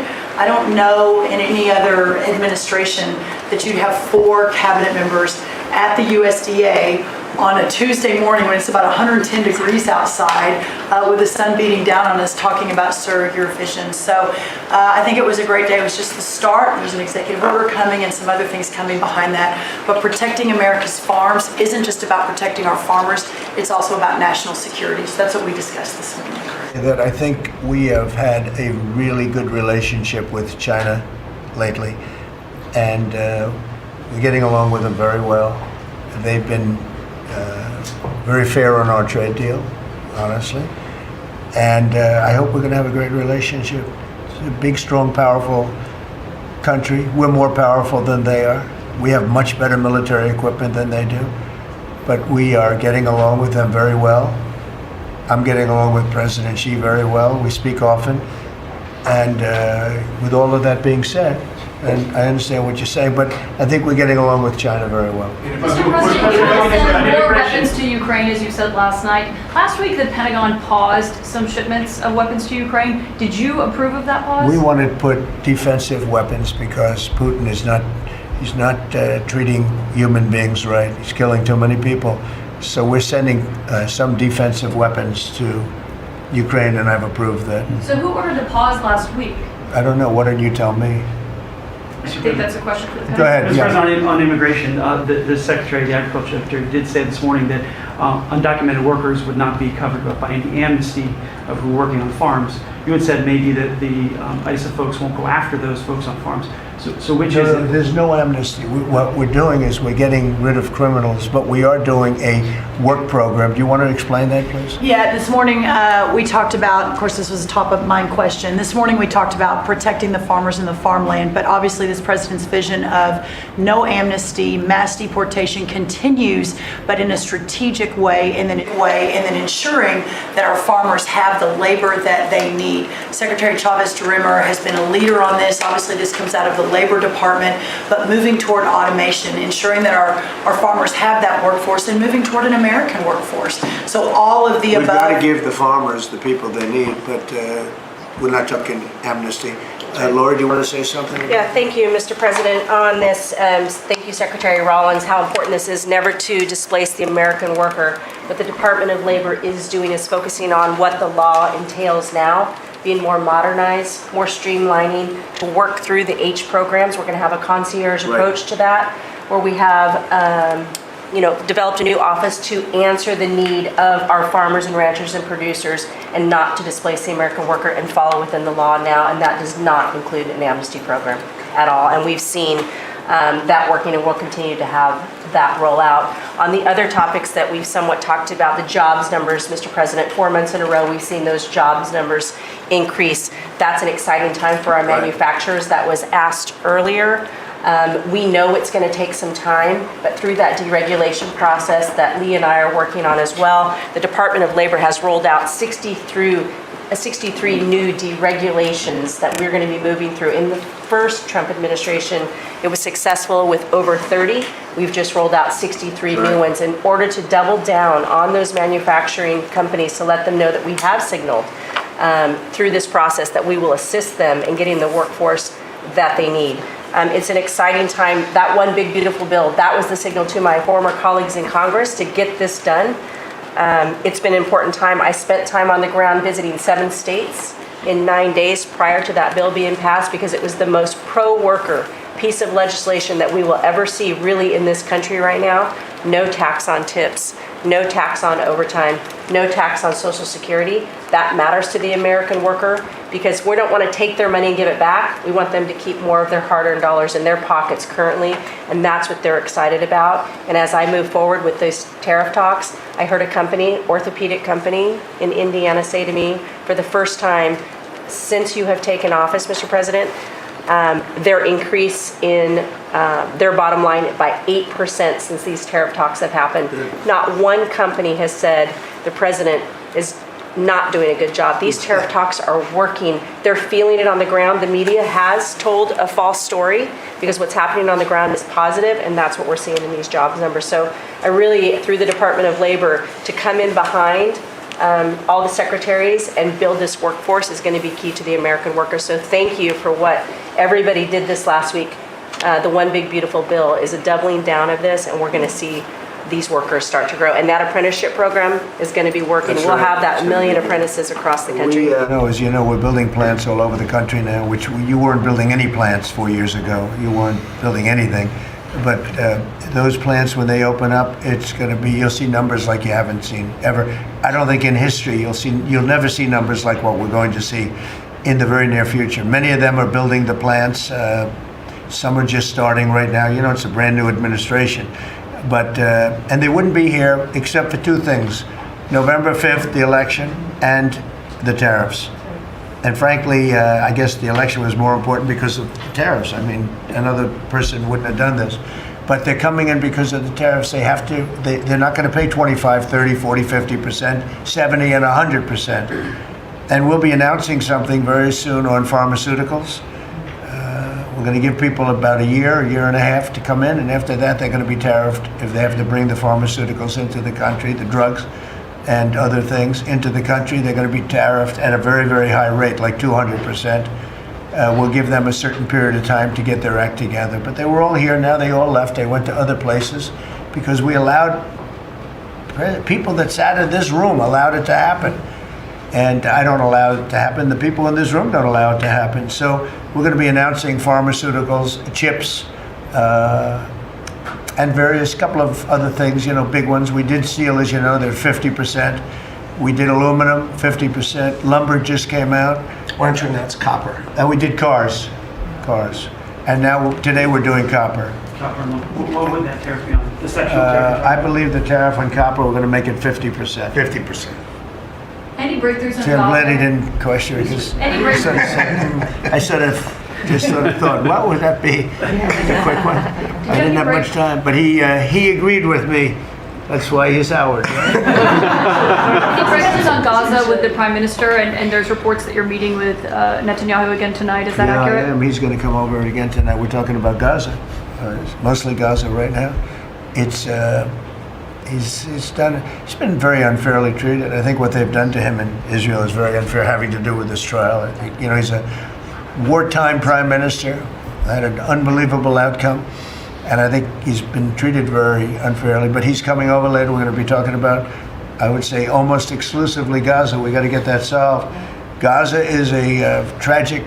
It's a tragedy. And he wants to get it solved, and I want to get it solved, and I think the other side wants to get it solved. Steve, could you talk on that, please?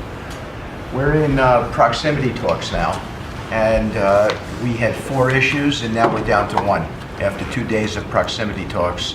So we are hopeful that by the end of this week, we will have an agreement that will bring us into a 60-day ceasefire. 10 live hostages will be released. 9 deceased will be released.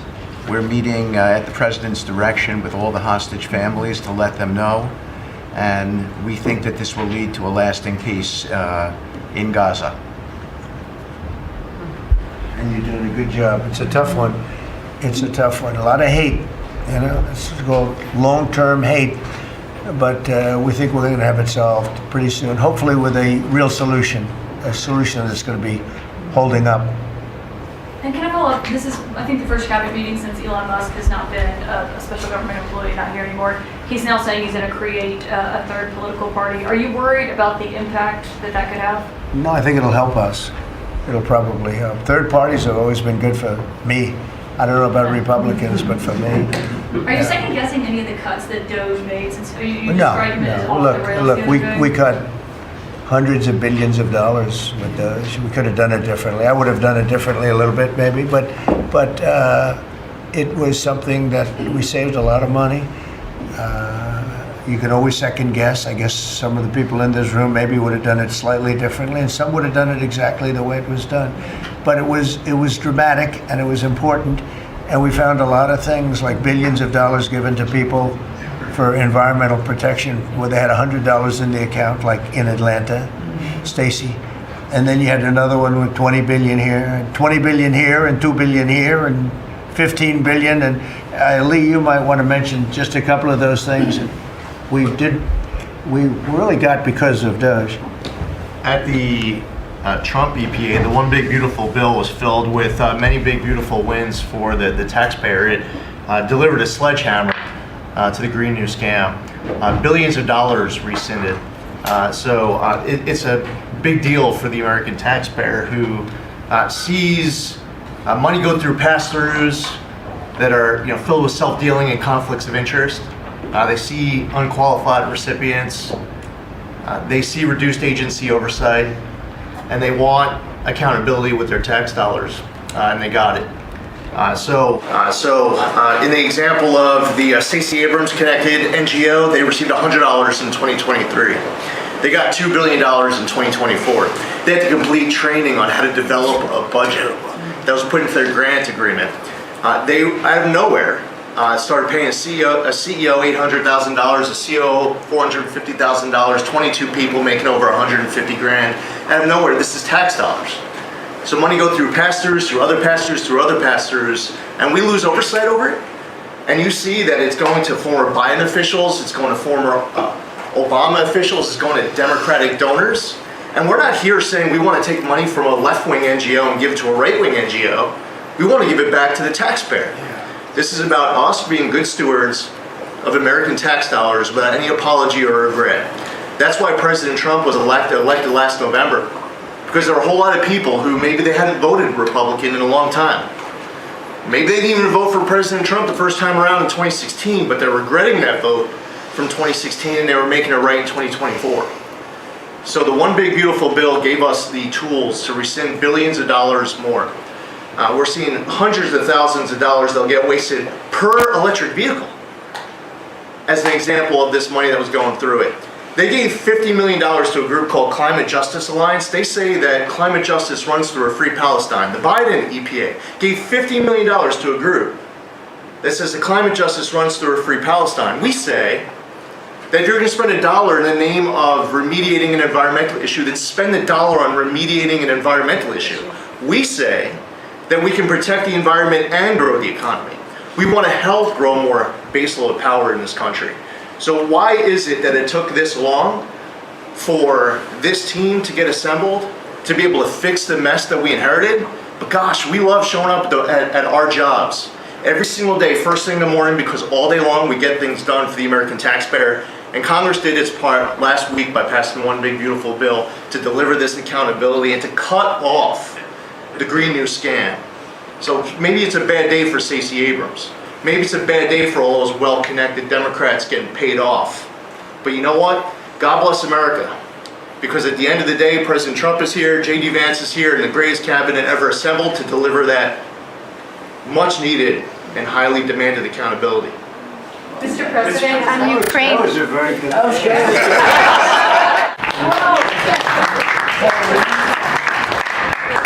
And that's from the heart. That's from the heart. On Ukraine, the Ukrainians have asked the international court to go after Russia for using toxic chemicals in the fight. Germany and the Netherlands have had intelligence saying that. What does U.S. intelligence believe, and what do you believe about the use of chemical weapons? And would you agree that that's the case in court? Well, I'd ask John maybe to discuss it if you'd like, John. Well, Mr. President, obviously chemical weapons, if it's documented and its use, it's illegal. It's against all international laws of armed conflict and treaties. And obviously I can't share in this room with this audience the intelligence that I can share with you privately, but obviously you're not going to stand or allow for any violations of international law by anyone. That's right. Thank you. Could I ask Sean to Department of Transportation, Sean Duffy, former great congressman, very popular, decided to go out and make a couple of bucks. He made a lot. And he got bored with that, though. He likes serving people better, the people. And could I ask you to just discuss a very important subject to me, and that's the modernization of our equipment at airports so that planes aren't crashing into each other and bad things don't happen. It should have been done many years ago. We were going to do it, and then the election precluded that, unfortunately. But we're doing it now. Could you tell them where we are? Yeah, if I can start with Newark. You guys all covered what happened in Newark. We had outages for a couple of 30-second outages a couple months ago. We have, in 2 months, Mr. President, it's historic speed, laid new fiber lines for communication. and tested those in the next month. So those new lines for the Philly Tracon that controls the Newark airspace, they're up and running, lightning fast speed. June was the most on-time June ever in the history of Newark for air travel. So that's going incredibly well. By the way, we shouldn't have dealt with this because Joe Biden and Pete Buttigieg had moved the center from New York to Philadelphia. They didn't test the lines. They didn't do the work, which is what brought us all these problems. But in the big beautiful bill, we got $12.5 billion. This is a historic investment in air traffic control. And so what the money is going to allow us to do is move from copper to fiber all over the country. So new copper lines. We think we can do that in a year and a half to 2 years. We have radar that dates back to the 1950s, some of it from the 60s and 70s. We get brand new radar across the country as well. We have some infrastructure money to build TRACONs and centers, the en route centers that control the traffic across the country. So this is a massive new start to rebuild air traffic control. And again, this is dilapidated. Americans think that their government takes care of them and makes the investments that are necessary to make the country work. And for 30, 40 years, the investments were made. And so under your leadership and direction, we are making those investments. And per your direction, right now we are interviewing what we could call a general contractor or an integrator. One company to manage. It's a massive project. The FAA is not qualified to manage this kind of a project. So we are now going through the process of finding who that one company will be to manage the whole project. We'll interview those companies together and make that selection. So we'll write one big beautiful check to one beautiful company that'll be responsible for this whole build. But if I just make one last point, this is not enough money. We're going to need more. But this is a massive new start. The biggest investment. We'll need some more money on top of it, but a great start from the big beautiful. It's a starter. And just to cover that, there have been accidents, and my pilots, I would often hear them say, "Oh, good," and they would use a different system, a different country to land in New York. They'd use the radar and other things from a different country. I said, "What's that?" He says, "Oh, our system is so bad." And I knew that we were all set to start, and Buttigieg came in, and what they did was so crazy because they hooked it copper into fiber, into steel, they had all different systems. They had hundreds and hundreds of contractors, different contractors for different airports. They spent billions of dollars, and they made the system worse because you can't hook copper into fiber. That doesn't work that way. You just can't do it. It's not doable, but they tried to do it. Didn't work out too well. And in the end, it was just a complete disaster. We want to have one great company. Now, Raytheon's going to bid, IBM's going to bid. We have 5 or 6 bidders that really are good and do this stuff. And we want one, because I know about overruns. I look at the railroad out in California, headed up by one of the worst governors in our country, who I used to get along with actually, but he's just, when you lose 25,000 houses and you would have had your cities burned down. If we didn't step in, Los Angeles would have been burned to the ground. But you look at that, and I said, I really know how to build, and you got to have one guy, one contractor, one great one, whether it's IBM or Raytheon is good, but you have 4 or 5 that are really, really great, and they're all bidding against each other. But you don't want to have one doing the wire and one doing the digging and one doing the demolition and then they're all saying they all blame each other because they're saying they were late and therefore you have to pay me millions of dollars more money. I know the system so well, and we're going to have a great company do the whole thing. We're going to get a fantastic price. Maybe we'll get them, they're very big and very strong, and maybe we'll get them to make a contribution toward getting it done at the right price. But we're going to have a great system. When we finish, we will have the best system on earth, done by one of the 2 or 3 best companies. There are only a few companies can do this. This is not. But if you would have seen what this other group did, they were going crazy. They had, I heard 3,000 contractors. And then when it all came together, guess what? It didn't work. It's a disaster. So we're going to have in a pretty short period of time, it's going to take us about 2 years to build it, and we'll have a contract given out probably over the next couple of months. We have some great bidders, some great companies that want to do the job. You're going to have great air traffic control. Yes, can I just make one last point on this? So the last administration signed a contract with an American company to fix the copper to fiber, and that contract was a 15-year contract. The system is failing today, but that's how idiotic and incompetent the last administration was.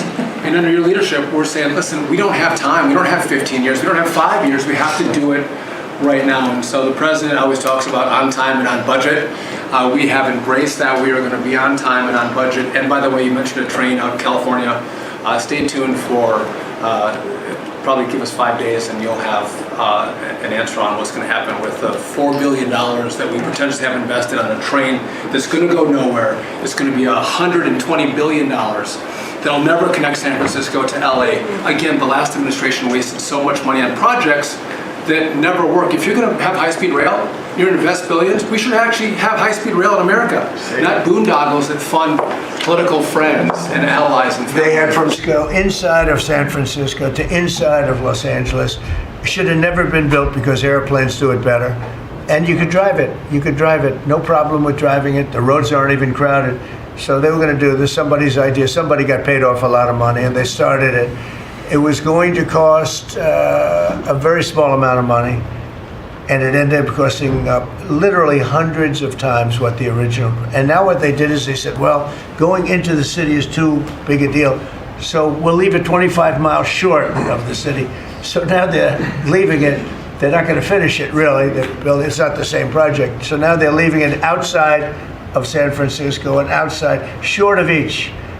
They just want to get it done, and I've never seen cost overruns. You know, if you have a cost overrun of 10%, you should be ashamed of yourself. 20%, you should not do any more jobs. This is a cost overrun of 2,000%, something like that. It's unlimited, and it's not finished. And maybe it will never get finished. And I told Sean, look at it from every standpoint, but we don't want to, you know, we have federal money going into that. And it's like throwing it out the window. So whatever you can do to stop it. $15 billion and not one track has been laid. $15 billion and we're 16 years into the project, not one track. Mr. President, on New York, you're the most prominent Republican in the country from the city. What do you want? What do you want? Anywhere else? I want to be a wise guy. Perhaps I can. Maybe Marco. But how do you want Republican voters in the city to vote in the upcoming mayoral election? Should they vote for Eric Adams? Should they vote for Sliwa? Should they pick someone else? Look, number one, you have a communist running, and you shouldn't vote for him. He's a disaster. He's leading. He's got the Democrat nomination because that shows you where the Democrats have gone. He actually wants to take over the grocery stores of John Catsimatidis, who's a great guy, a rich guy, grocer, does a good job, wants to take over. He actually called me the other day. He's concerned his stores are going to be taken from him, and they won't be run like John runs them. Believe me, he runs a good operation. But he actually said he wants to run his own grocery stores. No, this is a man who's not very capable, in my opinion, other than he's got a good line of bullshit, and he's convinced them to go with him. Now, as you know, Cuomo, who does have capability, is running, but he got knocked out, and now they're running as, you have Eric Adams, the current mayor, you have Cuomo, and you have Curtis Sliwa. And Curtis runs every 4 years. He seems to be a fixture on the running scale. But you know, it's I'm not getting involved. But I can tell you this: I used to say we will not ever be a socialist country, right? Well, I'll say it again: we're not going to have. If a communist gets elected to run New York, it can never be the same. But we have tremendous power at the White House to run places when we have to. We could run D.C. I mean, we're looking at D.C. We don't want crime in D.C. We want the city to run well. Susie Wiles is working very closely with the mayor, and they're doing all right. I mean, in the sense that we would we would run it so good, it would be run so proper, we'd get the best person to run it, the crime would be down to a minimal, would be much less. And, you know, we're thinking about doing it, to be honest with you. We want a capital that's run flawlessly, and it wouldn't be hard for us to do it. And we've had a good relationship with the mayor, and we're testing it to see if it works. But New York City will run properly. We're going to bring New York back. I love New York. You know, I loved New York for a long time. Then we had a bunch of crooked people in there. You have an attorney general who's a total stone cold crook, New York State, Letitia James, a total crook.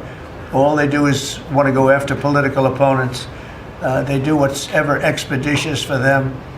She's the one that took out Cuomo because she wanted to run for governor, and then she ended up getting 1% of the vote. She polled at 1%. She dropped out, went back to attorney general.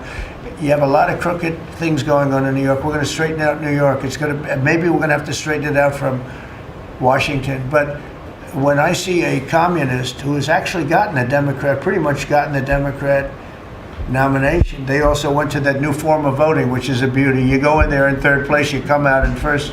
That's that form of voting that they have gone to. You know what I'm talking about. It's not too good. We're going to do something for New York. I can't tell you what yet, but we're going to make New York great again also. We're going to make it great again with the country. What we've done in this country in the last 6 months, nobody has ever seen it. And I told the story, the King of Saudi Arabia, I was over there. They gave us $5.1 trillion between Saudi Arabia and UAE, Qatar. 3 stops, $5.1 trillion coming into our country as an investment, biggest investment ever made. And it's all going to good stuff. I mean, all real, big, good stuff. Energy projects, big, big things. But they all 3 told me essentially the same thing. We thought your country was dead, and now you've got the hottest country in the world. We're right now riding the hottest country. We all, and you can all be proud of it. We're in the hottest country. This is the hottest country in the world. There's nobody close. Made hotter by some great pilots and great machines that nobody else has. Those great, big, beautiful machines, they rode those machines right into the toughest territory. And nobody knew what the hell happened. And then they hit their targets perfectly, and it was complete and total obliteration. And that's why that war ended, Steve. They told me that's why the war ended. The war ended when they saw that, it was over. And we're very proud of it. But we have the hottest country in the world right now, from a country that was close to dead. And if I didn't win, if you would have had the other person win, we all know who she is. Whether it was she or Biden, they're the same. He may have been more competent than her, and that's hard to believe, right? But if you had that ideology in, I don't believe you would have had a country anymore. I think you would have had a country that was broken up. But we had a dead country. Now we have the hottest country in the world, and everybody knows it, and everybody said it. Mr. Vice President, do you have anything to say? Well, thank you, Mr. President. I just want to say that I'm very proud of the whole team. I think everybody has worked together. You see Pete and Marco and Steve working on some of the diplomacy, Christy and Pam working on the border. We just have a really, really solid team, and we've done a lot of good work. And in particular, I want to congratulate the White House staff led by the President on getting the One Big Beautiful Bill passed. Yeah. I was personally skeptical, sir. I never told you this, but I was skeptical we'd be able to get that thing done by July 4th. We did it because we worked together and we worked very well. So it's an honor to be a part of it, but I'm really proud of you guys for doing a great job. The beautiful thing about it, it had something for everyone. That's right. Most people said it had 7 bills. It's so big.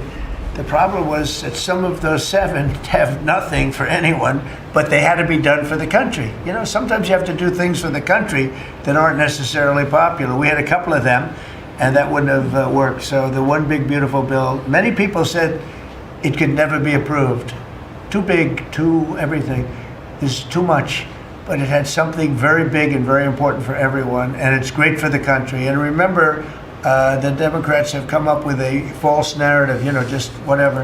It's just a line that they send to everybody and that they print. I think in the case of this, it's death, death. Everyone's going to die. I heard that. Everyone's going to, just the opposite. Everyone's going to live. What we're doing is saving our country and making it much bigger, better, and stronger than it ever was. I'd like to ask, Marco's been doing such a great job. Do you have anything to say? Well, it's just going through a list here, Mr. President, and I think the Vice President's pointed out to the great team you have, but and all these achievements that have happened domestically. But you think about it, under your leadership, we prevented and ended a war between India and Pakistan. NATO's now at 5% for the first time ever, the highest numbers ever. A peace deal between the Democratic Republic of Congo and Rwanda. A 12-day war that ended with an American operation that we're the only country in the world that could have done. Hopefully, pretty soon, a peace deal between Azerbaijan and Armenia. The entire Middle East and the infrastructure of it has the potential now to change because of Syria and Lebanon, and it hasn't even been 6 months. Sure. It hasn't even been 6 months, so it's a great testament to your leadership in this team. Well, thank you very much, and you've done a fantastic job. Could I just ask Linda, she's involved in so much, she's so talented and so good, and she's working on a couple of little things like Harvard, who was given $5.5 billion over a short period of time. We caught him on that one, it's crazy, but you're working on so much, you want to bring education back to the States. How are you doing? Well, absolutely, and thank you for the opportunity. I think on the big, beautiful bill, what we saw, with school choice, that's finally on a national basis at the state level, but there are opportunities now for scholarships, more and more of them for kids who are in failing schools. This is going to be a big turnaround. I think one of the biggest accomplishments we had over the past week was the University of Pennsylvania with the Title IX ruling that Leah Thomas was stripped of her title, Riley Gaines and Paula Scanlon and other women who have stood, so strong against men and women's sports. And when you put out the, the executive order, that just solidified it and gave them the opportunity. So those are a couple of really, really big wins, and thank you for that opportunity. And how are you doing with Columbia and Harvard? We're negotiating hard. I think we're getting close to having that happen. It's not wrapped up as fast as I wanted to, but we're getting there. Okay, good. And you've done a fantastic job. Thank you. It's been a good team. A lot of teams around this table. A lot of people have helped with that. That's right. Thank you. Maybe just in closing, we spent a lot of time, effort, very little money on this room. This is called the Cabinet Room. It's been here for a long time. And it had some pictures that were not many of them and not very good ones. And I actually spent time in the vaults. The vaults are where we have a lot of great pictures and artwork. And I picked it all myself. I'm very proud of it. That's Andrew Jackson, great Andrew Jackson. That's a gentleman named, and we call him President Polk. He was sort of a real estate guy. He was, people don't realize he was he was a one-termer, but he was a very good president. And I'm not sure I should be doing this, he actually gave us the state of California. He was the one. He was the one. So I'm not sure, maybe he won't be there for long. But if you notice, the frame is the exact same size almost as the other one is Andrew Jackson. So that was a part of the reason too, I have to be honest. But Polk was actually a very good president who's got the same frame that I needed, okay? And up here you have the original George Washington right behind the light. And then you have Dwight Eisenhower, who was a very underrated president. He built the interstate system, and he was the toughest president, I guess, until we came along. But I don't mind giving up that crown, because I don't want to be too tough on it, but we want to be humane. But he was the toughest president on immigration. He was very strong at the borders, very, very strong. And sometimes you can be too strong. He was strong at the borders, and during a certain period of time, they were so strong that almost every farmer in California went bankrupt. And we have to remember that. We have to work together, and we have to remember that. But he was a very good president, and a very good general, and a very good president, and I thought he deserved a position somewhere on this floor. And then you have, this is very exciting to me, he was not a Republican, to put it mildly, but he was, he was a four-termer. He was Franklin Delano Roosevelt. And if you notice, there were a lot of ramps outside. We have ramp, people say it's an unusual place for a ramp. It was because of him. He was wheelchair bound, but he was an amazing man. It's an amazing portrait, and we used to have him in the room, a different portrait, and it was a terrible portrait. It was almost like it was done by a child. And I used to say, I can't believe that he would have approved of that portrait of himself. And I was in the vaults and looking at things. I said, what's that? And we have some great curators here. We have 6 curators at the White House. They have 2 for paintings, they have them for furniture, they have them for different things. I guess cost is no object. Okay, cost is, maybe I'd have 1, but that's all right. But we have 6, and they're very talented, though. And he said, that's a picture of FDR. I said, really? Let me see it. They took off the wrappings, very well preserved. And I said, that's the picture they've been looking for years. That was the picture of Franklin Delano Roosevelt. And I said, oh, wow. And likewise, that fit, see, frame-wise, it just doesn't work. It doesn't work if you have, I want to be nice, but it doesn't work if you have a big frame, a little frame, but it's like perfection. I'm a perfectionist. The mirror was down in the vaults also. I said, where is this from? And it's a very old, very storied mirror, beautiful. We put that up. And then over there is Honest Abe Lincoln. And that picture was in his bedroom. And we thought that this would be a very important place because this is where wars are ended. I'm not going to say wars are declared. I'm going to say wars are ended, okay? We'll be positive. And that's the picture of Abe Lincoln from his bedroom, sat in the bedroom for many, many years. That was his favorite picture of himself. And the Lincoln bedroom's very famous. You remember when Bill Clinton had it and he rented it out to people, okay? We don't do that. But it's an incredible room. And we took that picture from his bedroom. That's Abe Lincoln. And then over here you have John Adams, and it's they were the first occupants of the White House, 1800.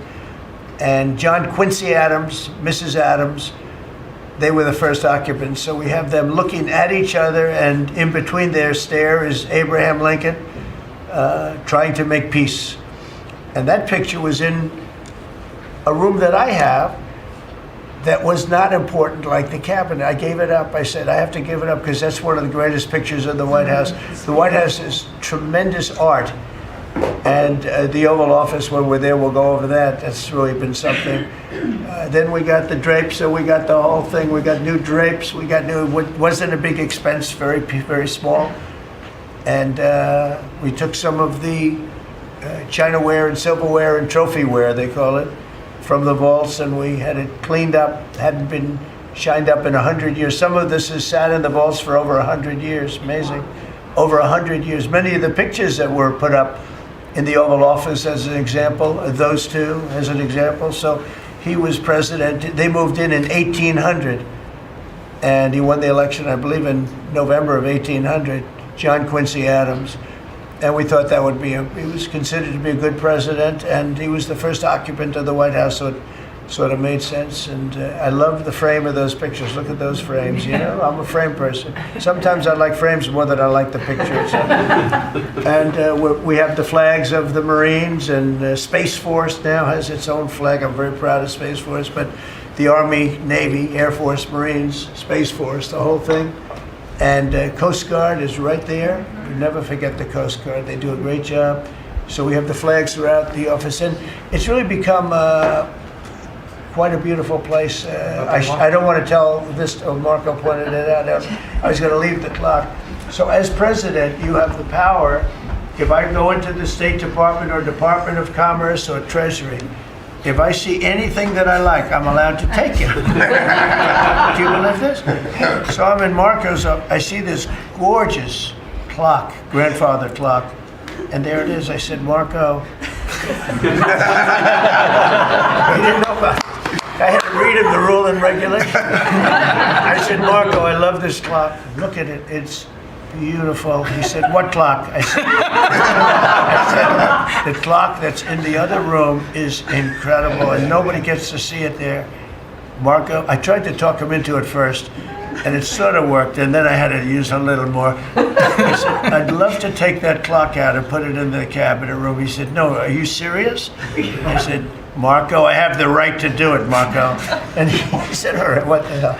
So that's his contribution to the cabinet room. But it's, by the way, it's an incredible clock. And, you know, it's an important room. So you may see it again. Maybe we'll move it back sometime. Anyway, so that's pretty much it. But it really is great. Here we put on, you know, these lamps have been very important, actually. Whether people love them or not, but if you see pictures like Pearl Harbor and Tora Tora Tora, you see movies about the White House where wars are being discussed. Oftentimes they'll show those lamps or something like those lamps, something that looks like them, probably not the reals, because I don't think they were allowed to. This is a very important room. This is a sacred room, and I don't think they made movies from here. You never know what they do. But they were missing medallions. See the medallions on top? They had a chain going into the ceiling.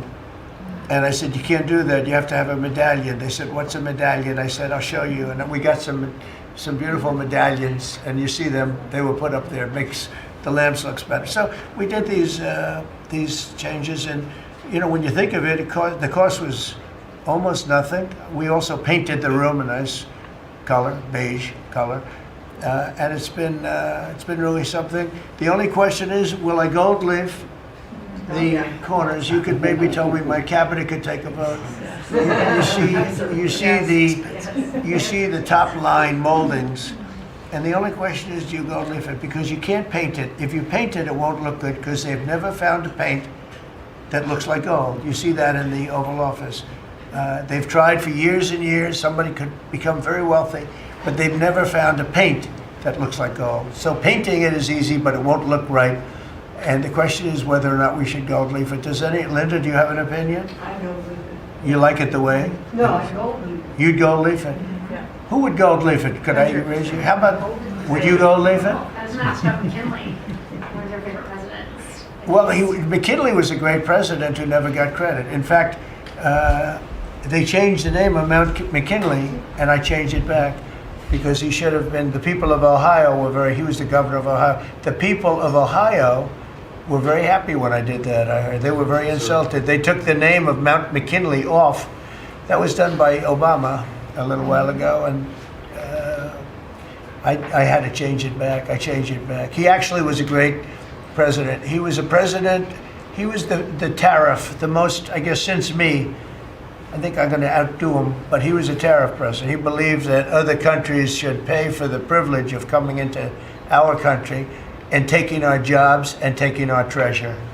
That's the way he explained it. They took our jobs and they took our treasure, and for that they should pay. And he made them pay, and he built a tremendous fortune. In fact, in 1887, they had the Great Tariff Committee was set up in 1887 because our country had so much money, we didn't know what to do with it. And they set up a committee of, as they called them, elites, a term that we have to change because I think a lot of the people that are elites aren't elite. I think the people that aren't elite are elite, so we're going to have to maybe switch that around somehow. But they had a committee that was set up to spend the money because it was such a large amount of money at that time. It was nobody had seen anything like it, and it all came in from tariffs, and people didn't pay tax. There was no income tax system. I told you that came back in 1913. That came back and lived well for a while, and then you had the Great Depression, and then later they tried to bring back tariffs, but the whole thing was. This was after the Depression. That was one of the great misconceptions is people like to say, oh, but it was during the Depression. No, the country had a Great Depression, and then after the Depression, long after it started, they brought back tariffs to see if they could save it, but it took them really 25 years. When you say about 25 years to get out of the Great Depression, a lot of people don't understand that. But I thought it would be interesting for you to get a little view of this room. This is a very important room, very powerful room, great room. And we've done similar, but even beyond this, in the Oval Office. We brought back pictures of some of the great presidents. Many of them were in the vaults for over 100 years. Originals all, beautiful, beautiful things. And rather than sitting in a vault downstairs for 128 years, I thought we should display that, and we did that, I think, in a really good way. We've gotten very high marks. but it's interesting. People walk into that room and they look around the room. They don't even want to talk to me. They could look at it for hours. It's funny when people come into the Oval Office. It's such an incredible. It's a sacred place. When people come into the Oval from the biggest people in the world, presidents, prime ministers, kings, queens, one case at least, queens, and the biggest business people in the world, they walk into that office and they always say there's no place like this in the whole world in terms of the power.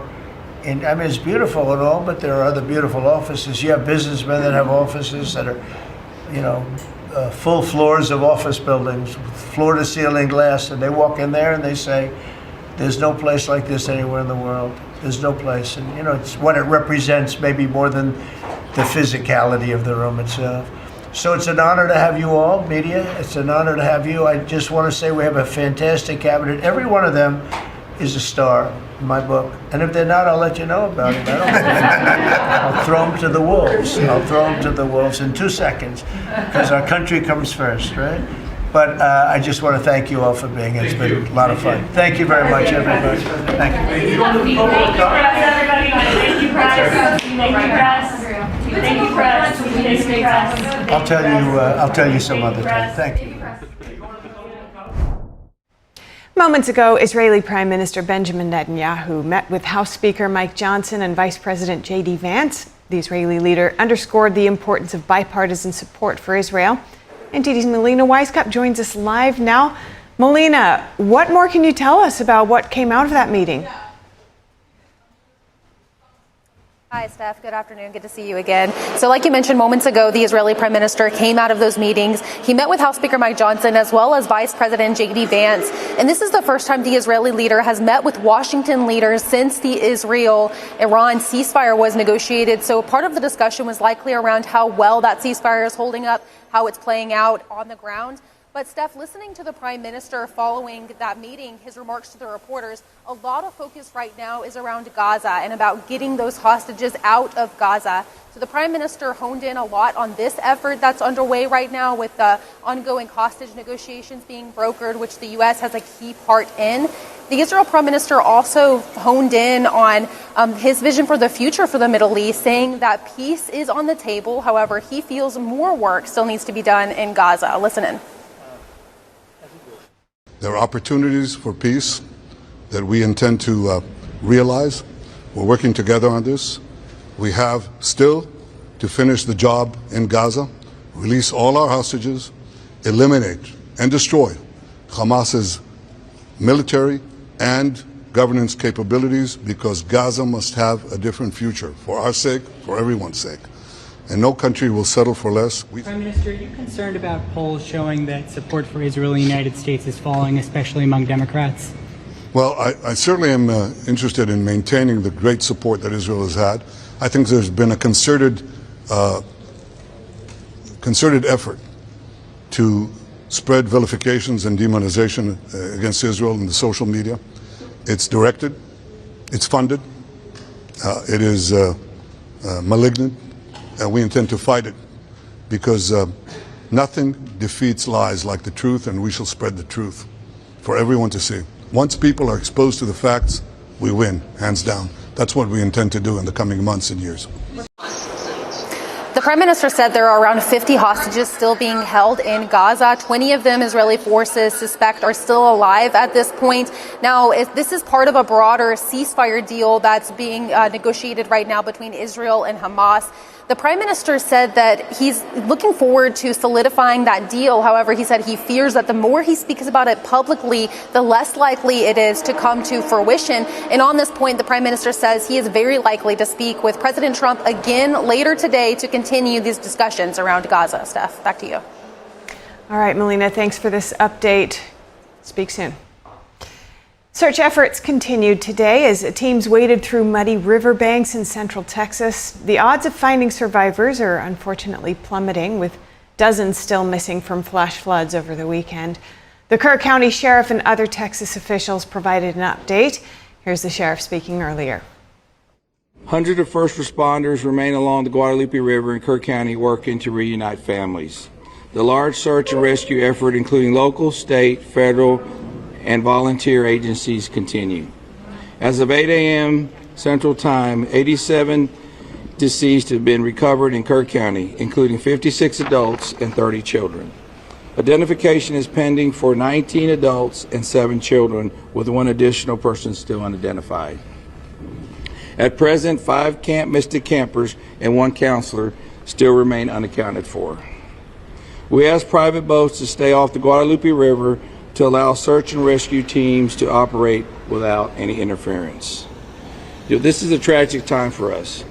We've searched 26 river miles since the tragic event has started. We've had approximately 444 rescues, 30 recoveries.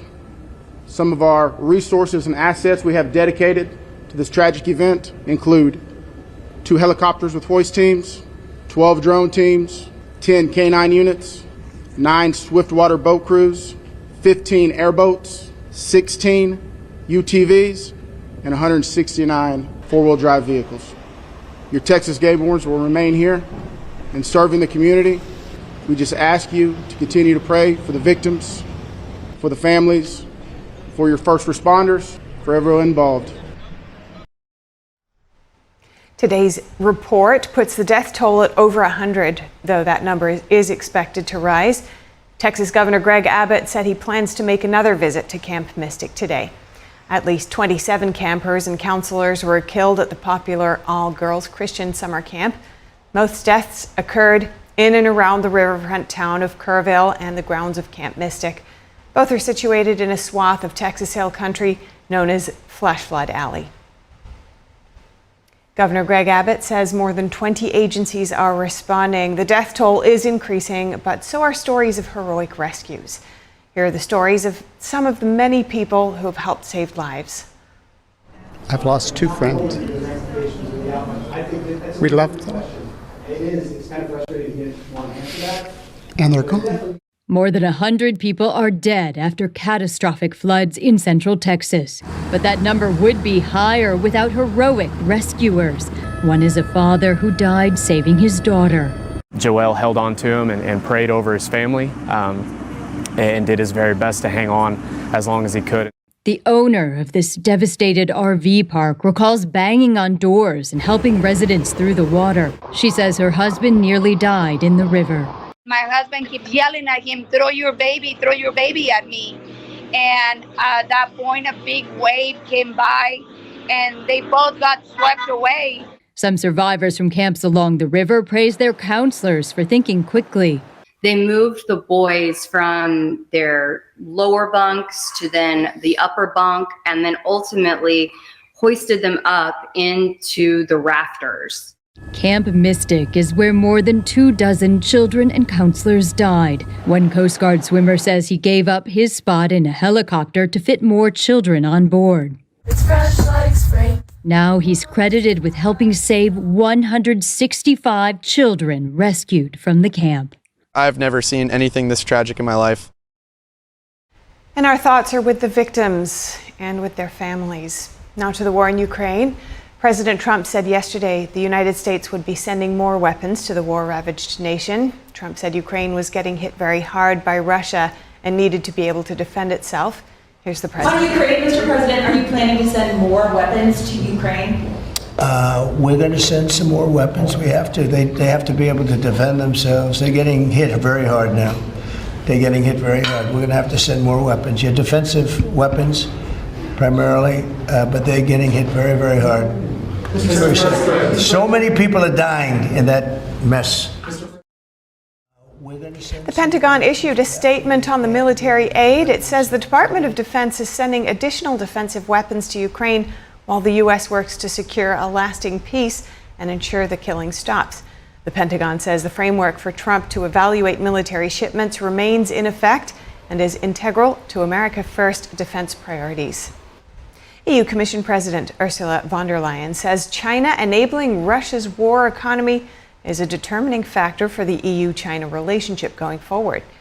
Von der Leyen made her comments yesterday in Strasbourg, France. Take a listen. China's unyielding support for Russia is creating heightened instability and insecurity for Europe, we can say that China is de facto enabling Russia's war economy, and we cannot accept this.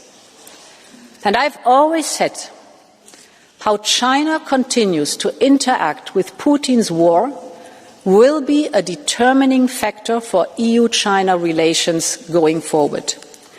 If China claims to defend the international rules-based order, then it should unequivocally condemn Russia's gross violation of Ukraine's sovereignty, territorial integrity, and internationally recognized borders, and act accordingly.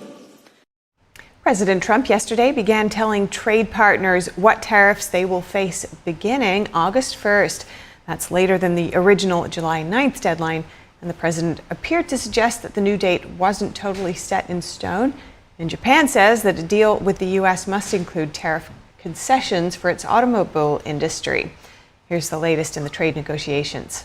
I would say firm, but not 100% firm. If they call up and they say, would like to do something a different way, we're going to be open to that. But essentially, that's the way it is right now, yeah. So far, 14 letters have gone out to other countries.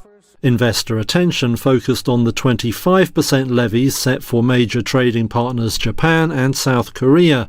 However, the new tariffs do not add to previously announced duties on specific sectors. That means the rate for cars, for example, stays at the existing 25%, rather than hitting a cumulative 50%. The letters say that any retaliatory tariffs will trigger further US levies. And Trump says it's the least he could have done. We've talked to most of the countries, and pretty much they've had their way for many, many decades, as you know. And it was time that we just wanted fairness. This is not really equitable from our standpoint, because it's just a small token by comparison to the damage that's been done over the years. South Korea and Japan both said they would continue talks ahead of the new August 1st deadline. Among the other letters sent out, Laos and Myanmar were the worst-hit nations, with tariffs set at 40%. Trump said India was another where agreement was close. Earlier on Monday, US Treasury Secretary Scott Bessent said that he expected several announcements over the following 48 hours. He said his inbox was full of last-ditch offers. If you have any feedback on the show or have something you'd like to see us cover, send us an email at news.today@ntd.com. We'd love to hear from you. Around-the-clock original news coverage, watch us live at ntd.com/live or download our NTD app. We'll cover more stories right after this break.